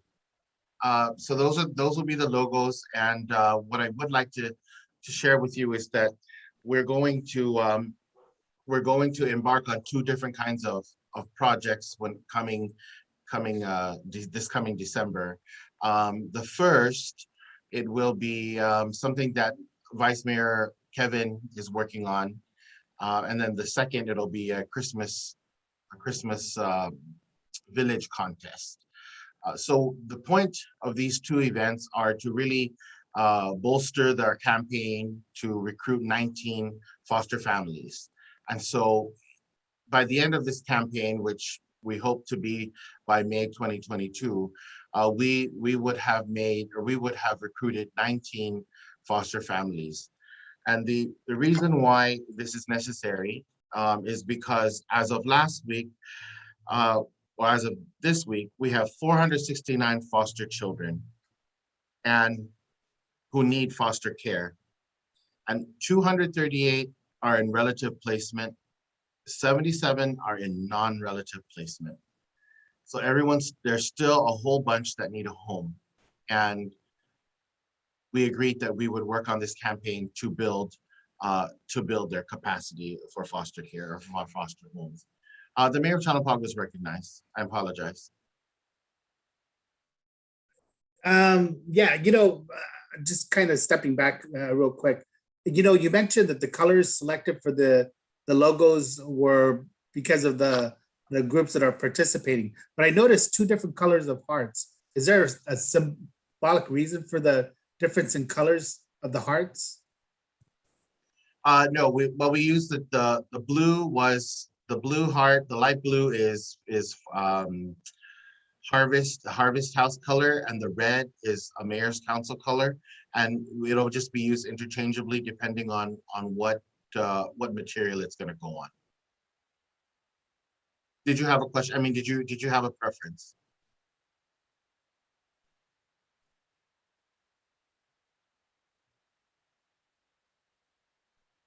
I think he's stuck. Stay away from, I got blocked. Mayor is stuck, but we'll come back. And so what we wanted to do is we wanted to talk briefly about the two little events, 2 big events that we want to have in December that involves the mayor's council. So the first is a 19 villages Christmas display contest. And when we talked about at the officers meeting, we talked about the village contest or the Christmas contest being, one for each. Every village would have a display and it'll be judged, and every village, or there'll be one village that wins. The prize money will be used for the foster families in your village or for any foster care initiative within your village. There was a suggestion to theme the contest, the 19 villages contest, around the Belen because of the family. And so now we're proposing to have a Belen contest, a 19 villages Belen contest. So each village will create their own Belen in their village, and it'll be judged. We're looking at December 12th, which is a Sunday, for the judging. The prize for the winner is we're looking at a $2,500 cash prize for the one winner, and the $2,500 again will be used at the mayor's discretion for foster care, for foster families in the village, or for a foster care initiative. I'm trying to show you a flyer of what we're producing. Are there any questions about the Christmas contest? Are there any objections to a Christmas contest?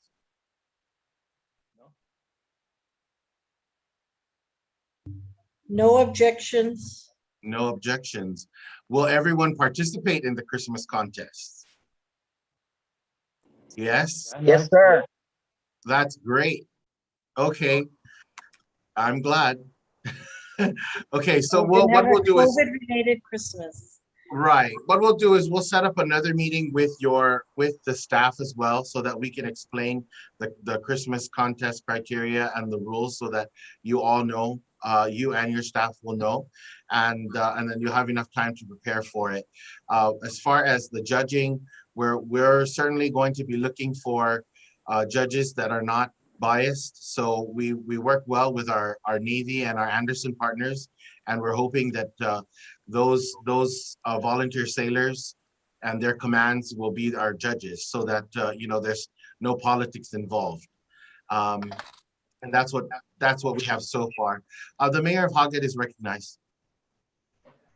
I just wanted to verify. So December 12th is going to be the judging. Is it possible to push back just a little bit? Like how back? We already agreed on that.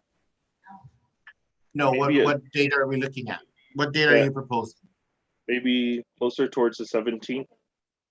Only because then that's the start of the Novena Nino. I'm just trying to coincide it. That's why so where it's already on the same day as when it really should start. Well, the other reason why we're doing on a Sunday, on a weekend, is because if there are military volunteers, they're not working, they're off, right? And so that was the only reason why we thought of a weekend. But it's Okay, the fair weekend, enough. right?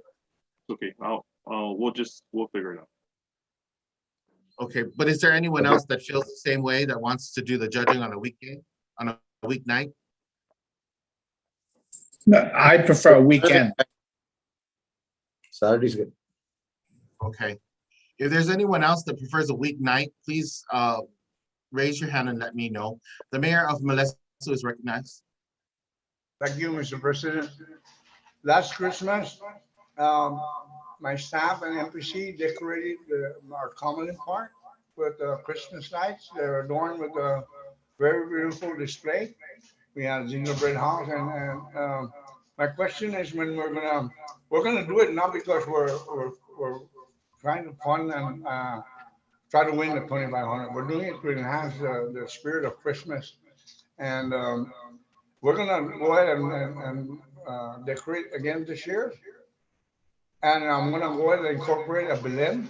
We had a Belen then, but we can incorporate that as part of to try to make it win. The problem is I don't have foster care that I know of. So if in the event that I win, what's gonna happen to the money? I have to give it to the foster care around the island? So any foster care initiative, the mayor will have discretion to use it on any foster care initiative. That's what I'm saying, Mr. President, is that, my efforts may result in winning the prize, but then the prize is gonna go somewhere else. We can hold that in the event that we have foster care parents and to care for the kids with their necessities and whatnot. So That's I correct. be obligated to give it in to reuse in other areas for foster care. I can adopt the insurance action that it's better to have it and not need it than to need it and not have it when I do have foster care programs in my village. So that's what I'm asking, is that I'm gonna go ahead and decorate anyway for Christmas. And if it is incidental to me winning the prize of $2,500, I don't want to be obligated to give it up to foster care in other villages. That's my thoughts, is that whichever village wins the prize should be able to use it, and if they want to donate it to the foster care in their programs, then that's so be it. But we're going to do all the Correct. hard. As long as it's used for any foster care initiative, it doesn't have to be a foster family in another village. With that said, Mayor, part of what we're doing is to encourage you to recruit foster families in Molesto.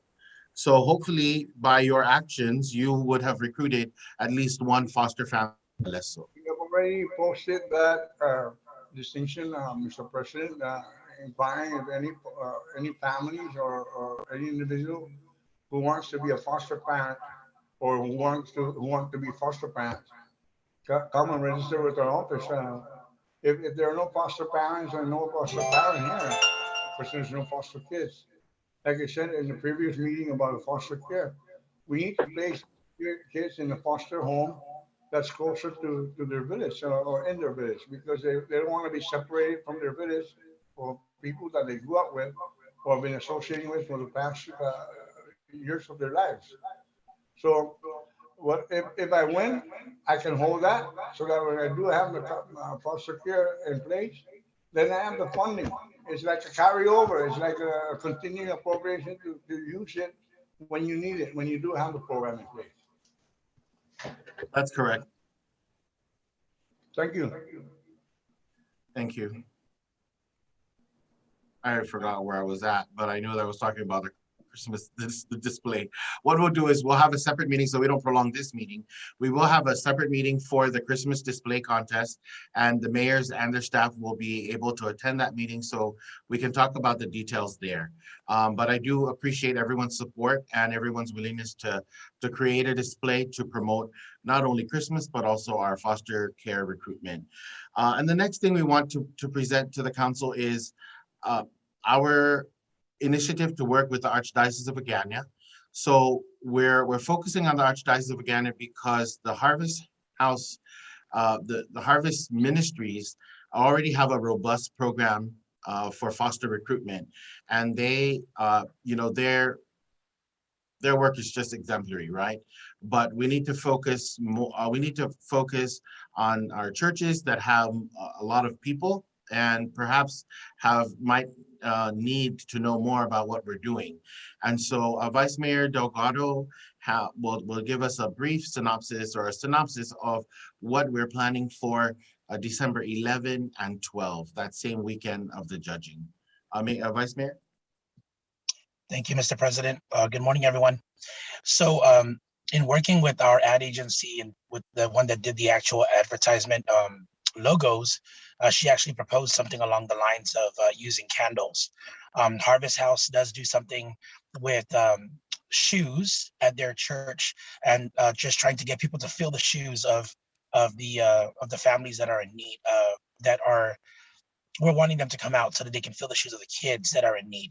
But because we are predominantly Catholic and we wanted to work with the Archdiocese, what they propose is using candles. So on the third week of Advent, which is the week of 11 and 12 of December, which is kind of in line with the judging time, we were going to write a letter to the Archdiocese that they can send to the parishes, and we are hoping that we can provide tea light candles based on the size of your parish, so that families can light these candles and that the parishes will say a prayer collectively at the end of their mass. We'll give them a sample prayer, we'll give them a bulletin announcement, and we'll give them all the things that they need, including the candles, to execute it that weekend. We are hoping that our mayors and vice mayors can partake in some way, working with their pastors on that weekend. And basically, again, the lighting of the candles just to create an awareness that there's a need for foster families, among other things. And so we wanted to coin it something along the lines of lighting the way home.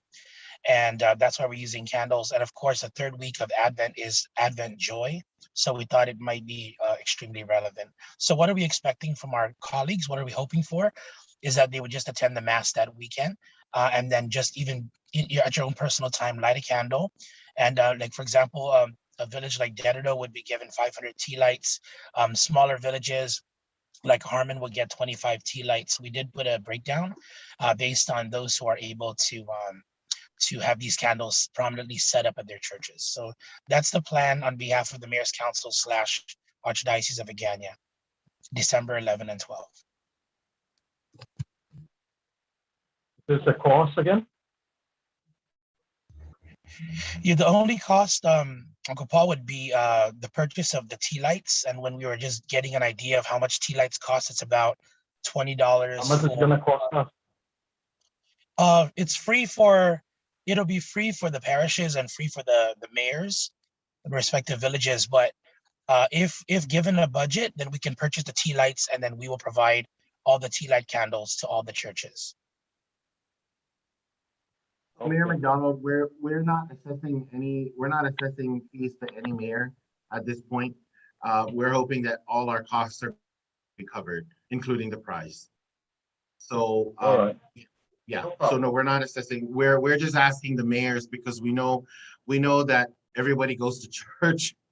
So we're asking the mayors on that Sunday, whether it's the Sunday the 12th or your more related masses Saturday the 11th, that you attend that mass, and you coordinate with your pastor so that there's more focus at that particular mass for our recruitment campaign. Vice, was there anything else? I just kind of lost. Yeah, so again, it's basically we sent a proposal to Mr. President, and basically that included the prayer that we're going to ask the priest to lead the people in praying, and we gave them a sample of everything. So we will equip the churches with what is needed. It's just a matter of our mayors and vice mayors just being present at their respective, whatever your usual mass time would be, and then just to light a candle so that there's a, they see that there's actually a collaboration between the representatives of the MCOG and the Archdiocese of Agana. That's all. Thank you, Vice. And yes, so we have not yet presented this to the church because we want to make sure that everyone is aware and everyone is in support of it, the council at least. And so once the council is in support, we will go directly to the church and make sure that we can work with them to finalize these plans. Are there any, the Mayor of Molesto is recognized.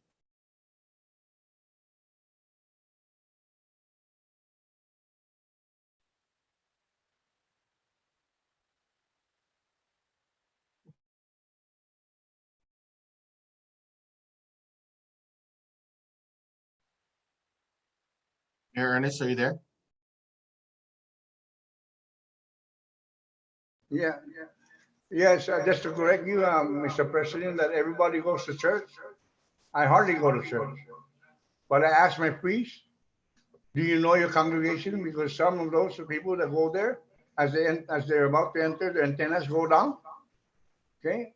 And they pray to God.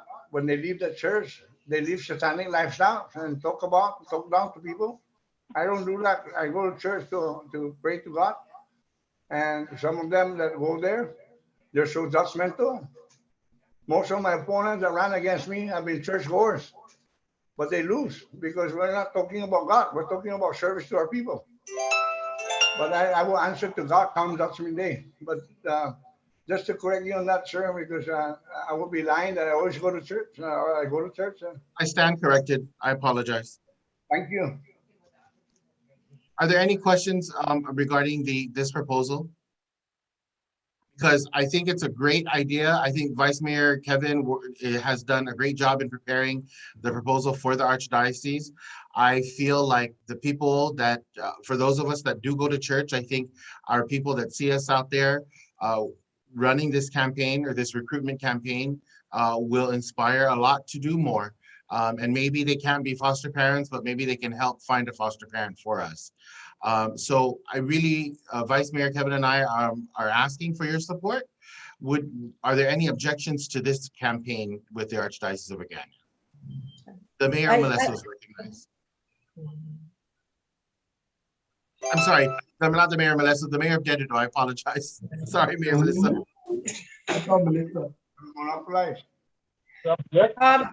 You know what? So the thing is, I have 12 denominations of faith. I hope that we can adjust some of that announcement so I can share it with Abundant Life Church.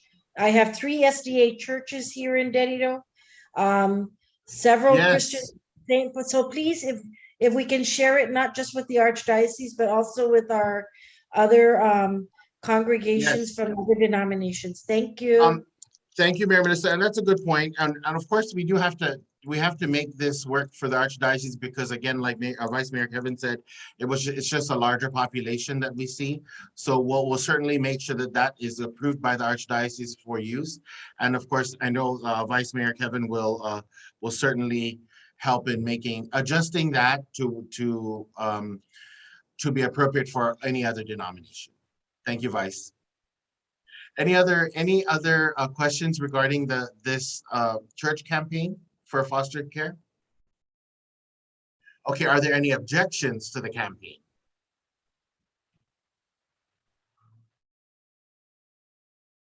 Okay, great. I appreciate everyone's support then for the campaign.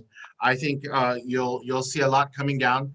I'll be sending some of the social media ads and some radio ads.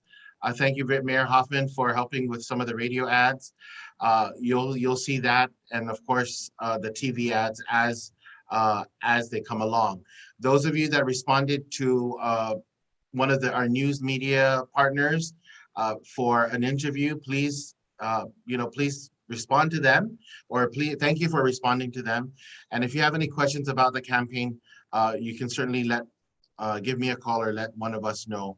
Mayor Melissa, Vice Mayor Kevin, Angel is fully aware of our plans. And we'll certainly have another meeting, subsequent meetings to talk about both programs in December. One of the things that you're going to find in the ads is it's going to say, call your village mayor's office. And the reason why it's going to say, call your village mayor's office is because the statistics change weekly and telephone numbers might also change. And because they change, we can't put just one single number on the ads. And so what we'll do is within our staff capacity, we'll work at making sure that all the offices are updated with the information for public health and any foster care information that you might find necessary for for those that are interested. The Mayor of Agani-Heights is recognized.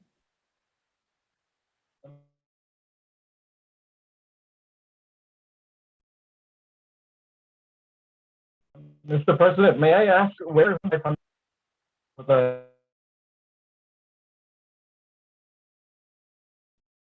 first price?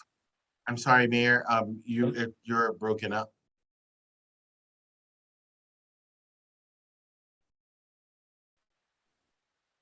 I'm inquiring about the 2,500. Okay, so all the money that we're going to use, we are soliciting. Where did it come from? We are soliciting all our money. We don't have any confirmed partners yet, but we are soliciting all the money.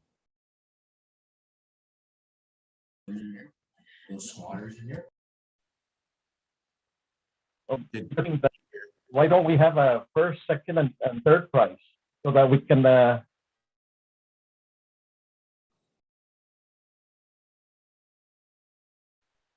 provide more the need of the we call it kids, the foster parents or the kids. That's fine. What is your proposal?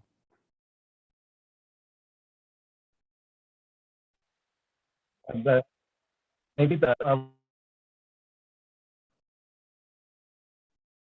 we should use our funds for the second and third prize. Is that a motion? Well, I move. Okay, I can't really hear, so you'll have to repeat To provide yourself. at least. You need a motion.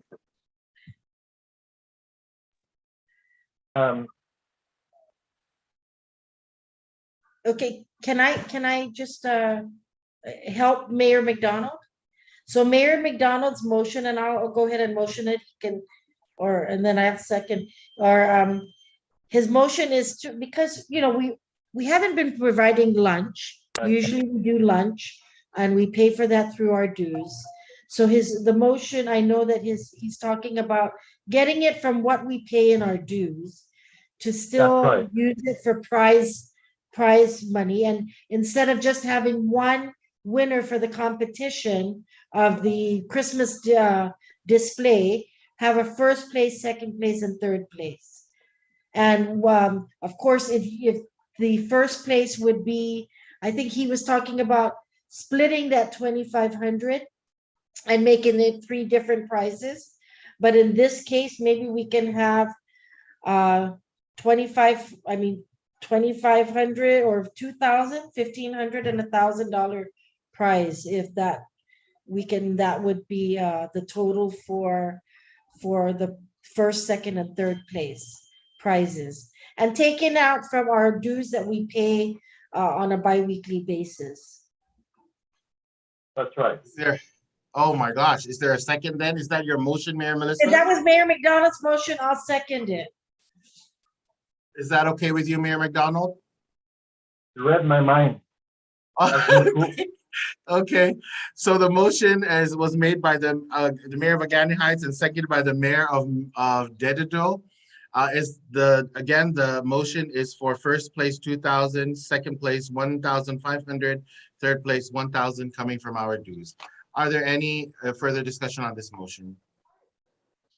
I have a yes. Go ahead. The Mayor of Hoggett is recognized. Since we're already actively looking for sponsors or soliciting, is it safe to add into that motion that if in the event that we do, or if we're able to get to the 4,500 as a mark, whatever is left will come out of our own our account, right? Yes. So I mean, let's shoot for 4,500 for the first, second, and third place, since we're already asking for sponsorship. And if we don't make it, then whatever in the event, right, then we can take it from our dues. Take the difference from our dues, yes. Okay, that works, yes. So Is that an amendment? That's an Yes. amendment to the motion. I second his amendment. Okay. Thank you. The mayor of Melissa is recognized. Mr. President, do we have a quorum in order to vote on Yes, we do. I'm showing my screen, only 1, 2, 3, 4, 1, 2, 3, 4. Mayor Ngakta is not here. I believe he left the meeting. So one was showing here is Mayor Johnny Ngakta, 1, 2, 3, 4. We may have had a forum, but as just looking at my view, 2, 4, 6, 7, 8, 9, 10, 11, 12, 13, 14, 15. Is Mayor Rudy, Vice Mayor Rudy here? Yeah. Vice Mayor Benaventi's here. Do you want to? I'm here. I don't see it on my screen. Barragata And and you got Belen are sharing. Vice Mayor one Bautista screen. and June Bloss Right on the here. same Vice, screen. I'm here. Here. Guys, I have the floor. I'm just looking at what I'm seeing in my view as having whether we have a quorum and we're. No, you just go ahead, man. We already know that we're there. I'm just expressing my concern, okay? I don't mind whatever this council decides. That's part of my money as a team player. I don't mind if the majority of the members want to vote, then I'll go with the flow, okay? But we're using our funding that we're gonna take it to other programs, okay? Instead of programs of our the mayor's council itself. So I just want to caution you guys that I know we have the money, but sometimes when we have programs of our own, that those monies are put to our programs. These are programs that, we're supporting other programs outside of the mayor's council. Go for the vote. If the members of this body agree, and then I'll go along with them. So if we get the vote, then I'll go with you guys. Even though I may object, but I'm going to go with you guys. Okay. Okay, thank you, Mayor. Are there any other discussion on this motion? Is there any other discussion on this motion?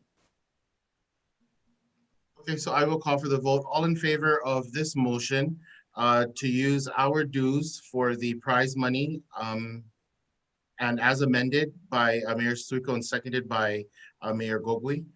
Whatever money is not raised, we will take from this from our dues to reach $4,500. All in favor, please say aye. Aye. Aye. Aye. Aye. Aye. Aye. All opposed? Madam Thank you. Secretary. I'm sorry, anyone opposed? Did anybody get the count? I see people that are not here, but they're posting, but they're not there. Doctor's not here. Mayor, Secretary, can you please do a roll call on the vote? Yes, Mr. President. Okay, Mayor Jesse Allett, Aye. Mayor Del Alvarez, Vice Mayor Jesse Bautista, Be right back. You just stepped out. Vice Mayor Peter Benaventi, Here. Say aye. Mayor, Mayor June Blas, Aye. Mayor Anthony Chargloff. Present.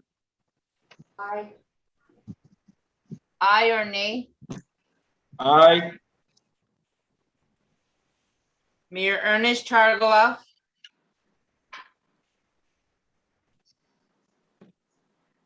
Mayor Ernest Chargaloff,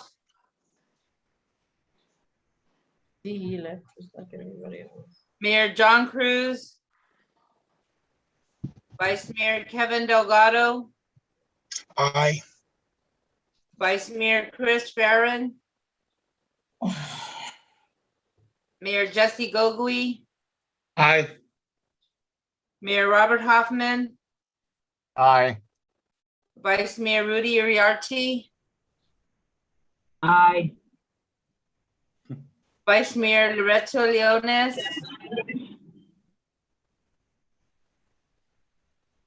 Vice Mayor Leones,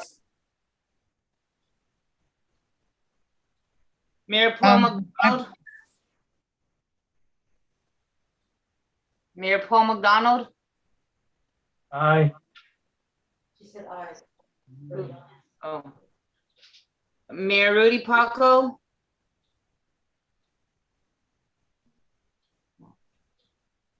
Mayor Bill Kanga, Aye. Mayor Johnny Canetta, Mayor Luis Rivera, aye. Mayor Frankie Salas. Mayor Salas, He's saying something, but he's on mute. You saying aye. He's saying aye. Mayor Anthony Sanchez, Mayor Melissa Tavares, Aye. Mayor Kevin Pico, Aye. Mayor Vicente Taitigui, Agree. Vice Mayor Albert Toves, Aye. Got it. Mayor Alan Nagakta,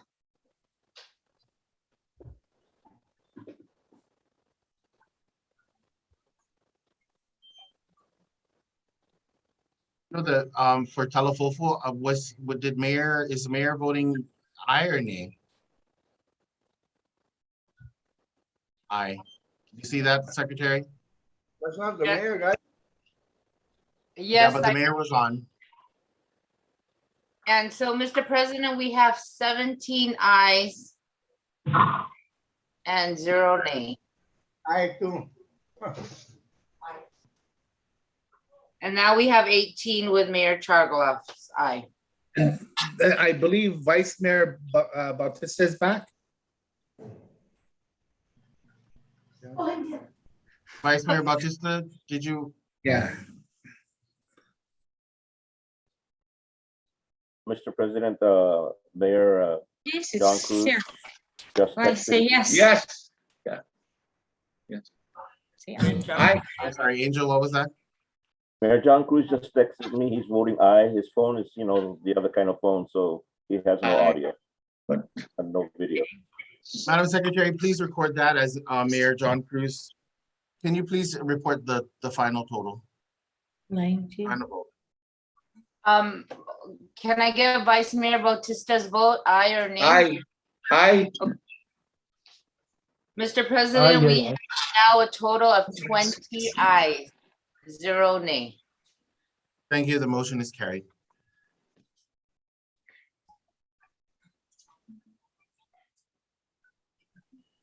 So thank you again, everyone. We do appreciate everyone's support. The work that we are doing really is What are we gonna do? What, Belen? help our community and help our children.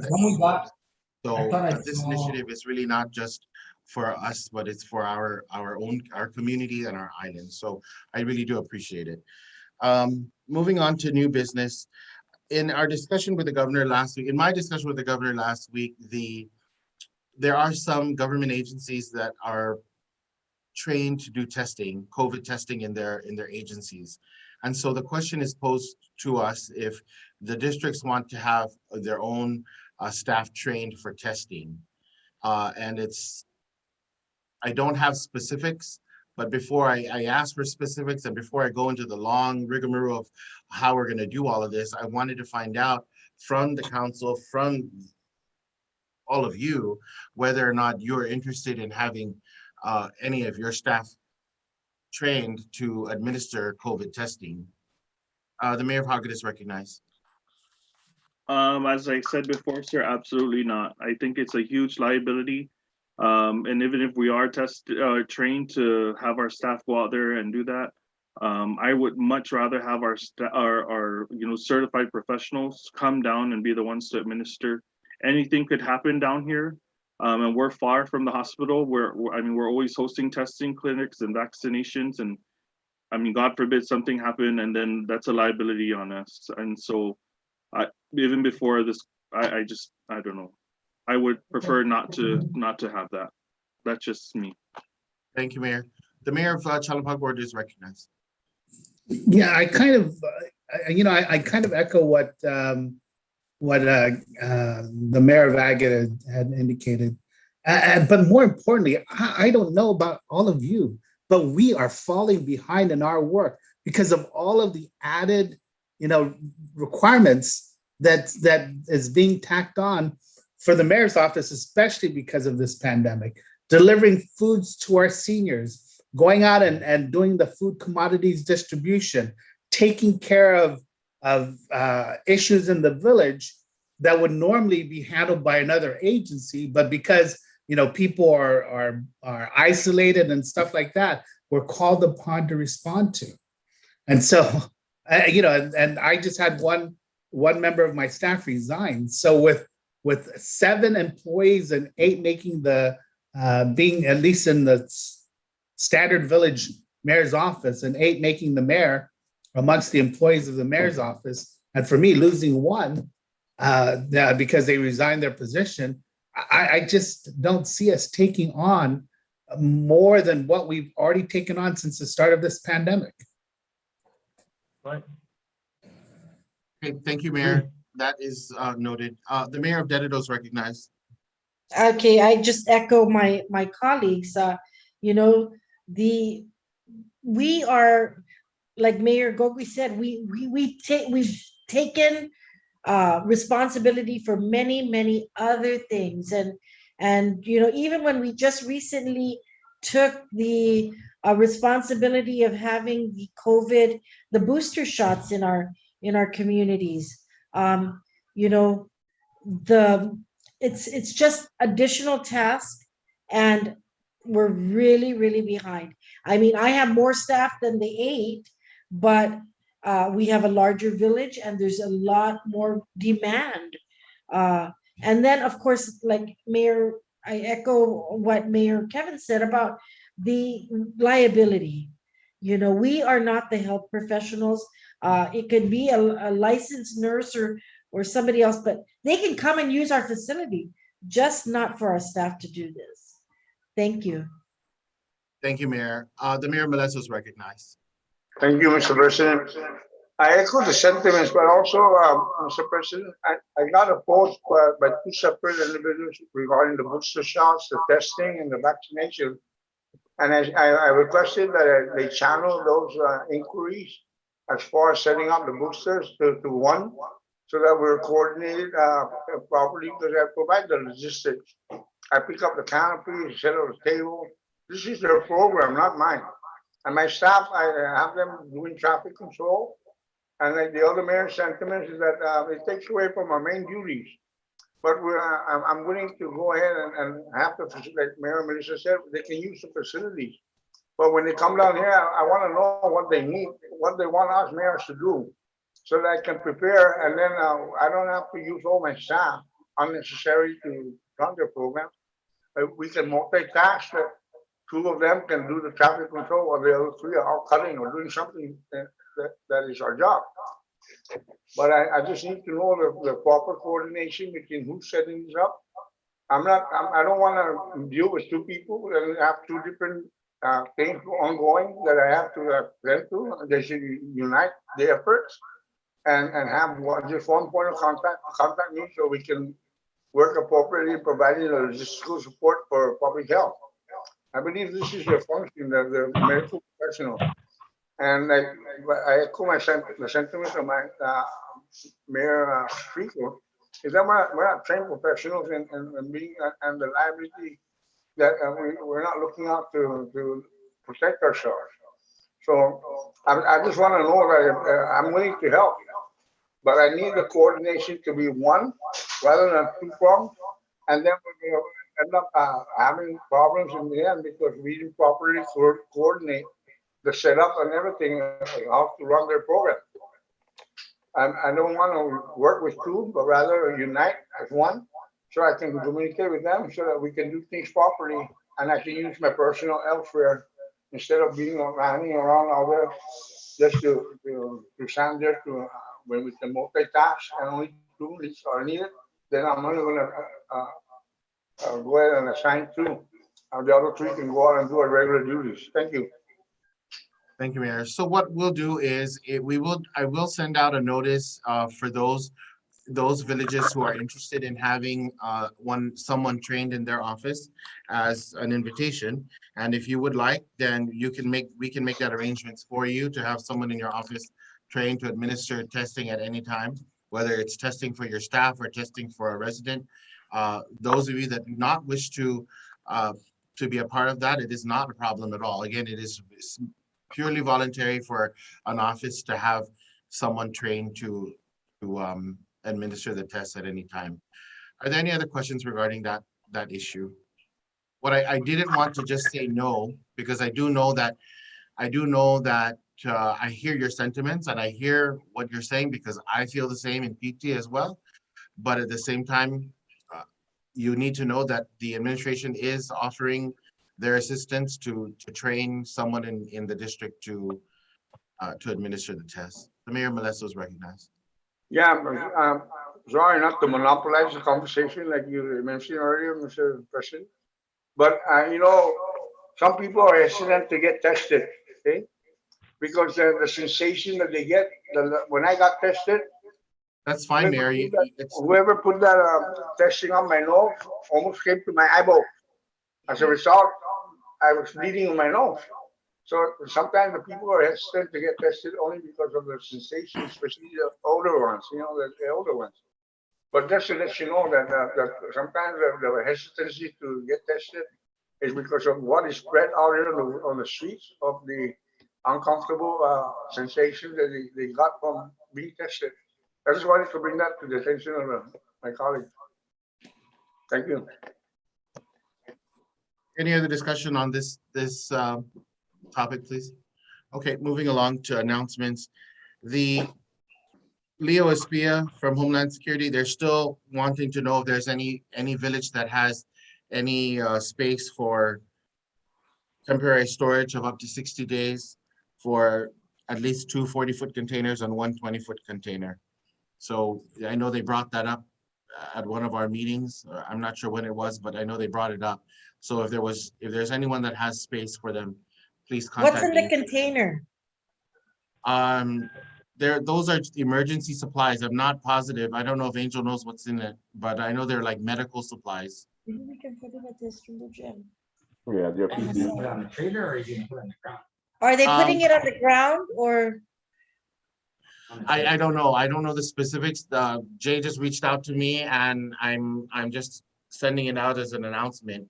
So if you have space, can you please contact them? You can talk to Angel or Jay directly, Jay Solang. Yeah, Mayor Melissa, I don't believe the container is going to be left at the site. It's going to be unloaded. So they're gonna unload the 40-foot, the 2 40-foot containers?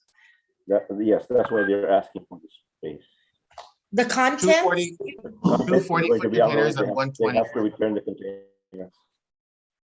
Oh, so they're gonna unload the contents Yes. of the container? Oh, That's what I understand. That's why they were asking for the Tizen former casino building to see whether that can be used to put anything in there. And I see Mayor June shaking her head no, so I told him that building is not secure. Can I say something? Hold on, Mayor June. Mayor Melissa, you okay? You're good?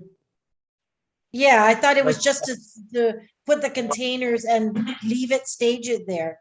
But I don't have space to unload goods.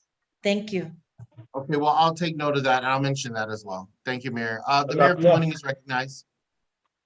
Yeah, the one in the container, is that in the reefers, or do they have to be at room temperature, or what temperatures does it have to be in? Mayor Bill, the Tamuning mayor is recognized, my friend. Oh, I'm sorry. Oh, I have another announcement. This is for not, okay, but not about the, your announcement about the containers. So this is Okay, for hold on then, if that's something else. I apologize. Mayor Bill, you are recognized. The mayor of Zone is recognized. Thank you. Now I just want to find out the ones that are stored in the containers, are those in reefers? I mean refrigerated, or does it have to be refrigerated, or any No. different somewhat temperature? No, we were not given any temperature requirements, no. Do you have space? I'm looking into it right now. Okay, thank you, Mayor Bill. The Mayor Barragata is recognized. Yes, thank you. So in reference to the old casino building, that is actually not conducive. We're looking into breaking it down. Already there are holes on there on the roof and stuff, so it is not really safe or even to store anything in there. The roof leaks, so it is not conducive at all. Okay, thank you, Mayor. Anyone else have anything to say, or any space available for Homeland Security? Okay, thank you. The Mayor of Tamuning is recognized. I just want everyone to save the date for the Guam Hogs annual candy run. They'll be going into all the different villages, so they want all the mayors to be aware and you know, to let their residents know and the children that they will be coming around. Scheduled for Sunday morning, December 12th. And they are hoping that all of you will also be involved when they go to your villages. I'll keep you posted as to what the layout is, or you know, all the different places they're gonna be visiting. I just know that they're gonna have a group that's going up north and one going down south. Thank you, Mayor. Posted. Thank you. Thank you too. So the other announcement that I needed to make. Mayor Khalid, President. Okay, hold on, everybody, because someone else is having a party. Hold on a moment. I do need to make an announcement though on the public health side. If you still have hotspots in the village and you need specific testing or vaccination that needs to get addressed in your village, they're still entertaining that. So either let me know or contact public health directly. I know they were working in the north earlier in the year, and I know they were working in Hoggett, but if there's still hotspots that have not been addressed in your village, please let me know or contact your public health, whoever you've contacted in the past, so that they can help you, because they're still addressing those needs. And then Mayor Frankie, you had I know you wanted to talk about the veterans, correct?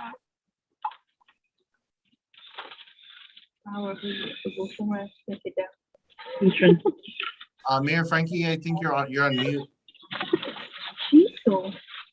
How much is it? You know. Can you hear me? I can hear you now. Okay, can you hear me? President, anyway, just a save a date for the November 11th, the Veterans Day. Hello? Can you hear me? Okay, so anyway, Veterans Day is going to be on November 11th. That's a holiday. And anyway, just to share that I've been attending the meeting on the Veterans Board Commission and together with the Veterans Day Committee. In fact, I was being tasked for logistics, like putting up canopies, chairs, and those stuff. So far, it's going to be at Zoom, or we call that virtual, and it's only designated visitors that are invited to come. And of course, it's only allowing like 50 people. And, you know, feel free, look into the, I think the governor's Facebook, where you can see actually on the event. And I was going to ask for one village just to provide me a 20 by 30 canopy and 25 chairs. That's all I need. I'm using my own canopy and my 50 chairs to have it on the event. But anyway, just to let you guys know that I hope the nominee for the Veterans of the Year are already completed. So far, some villages are included to this. So that's all I'm going to say is that if anybody can help me to put up a 20 by 30 on that same day, like 7 o'clock in the morning or 8 o'clock in the morning, to set up a canopy and a 25 chair. It's not going to be, they only allow for 2 canopies and 1 20 by 20 for the band. But at least somebody can, one of the village can help me out on this canopy to set up. Mayor, where's the ceremony going to be at? It's going to be at Allotment complex, and it's going to be from 11 o'clock. We start at 11 o'clock. And that's going to be on a Thursday, holiday, next week. So, We can help you. You can help me. Maybe have MTM or PD or Barragata? Barragata. All right, thank you, Barragata. I'll talk to you later. All right, thank you very much. That's all I need actually. Before the last year, they've been using how many canopies for every village. Because they're going on, you only allow 2 threads to go up. That's it. So that's all. I'm just trying to put that. Save that date. Please join and not to, just to be on that on the schedule. That's all, man. That's it. Thank you, Mayor. Thank you, President. Thank you. The Mayor of Dededo is recognized. All right, thank you.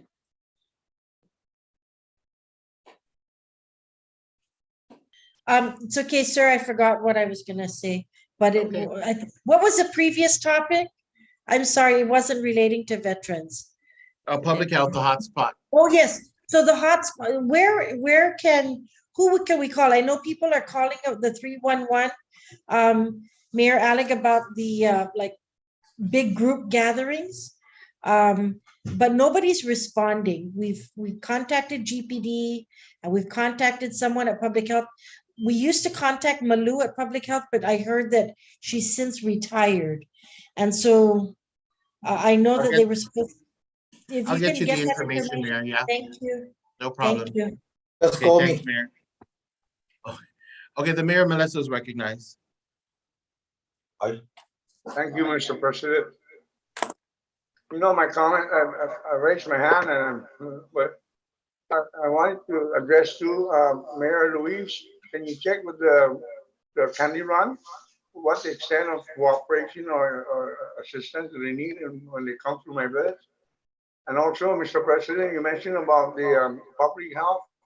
I believe I've spoken about this matter that their hotline is a cold line. We try to use their hotline and you get directed elsewhere, or you don't get your answer that you're seeking, and you don't get the questions answered because the coordination in that system leaves some things to be desired, and I hope that we can go ahead and still access that, because some of our residents are inquiring, and when we try to ask in their behalf, we're not getting somewhere as far as that system is concerned.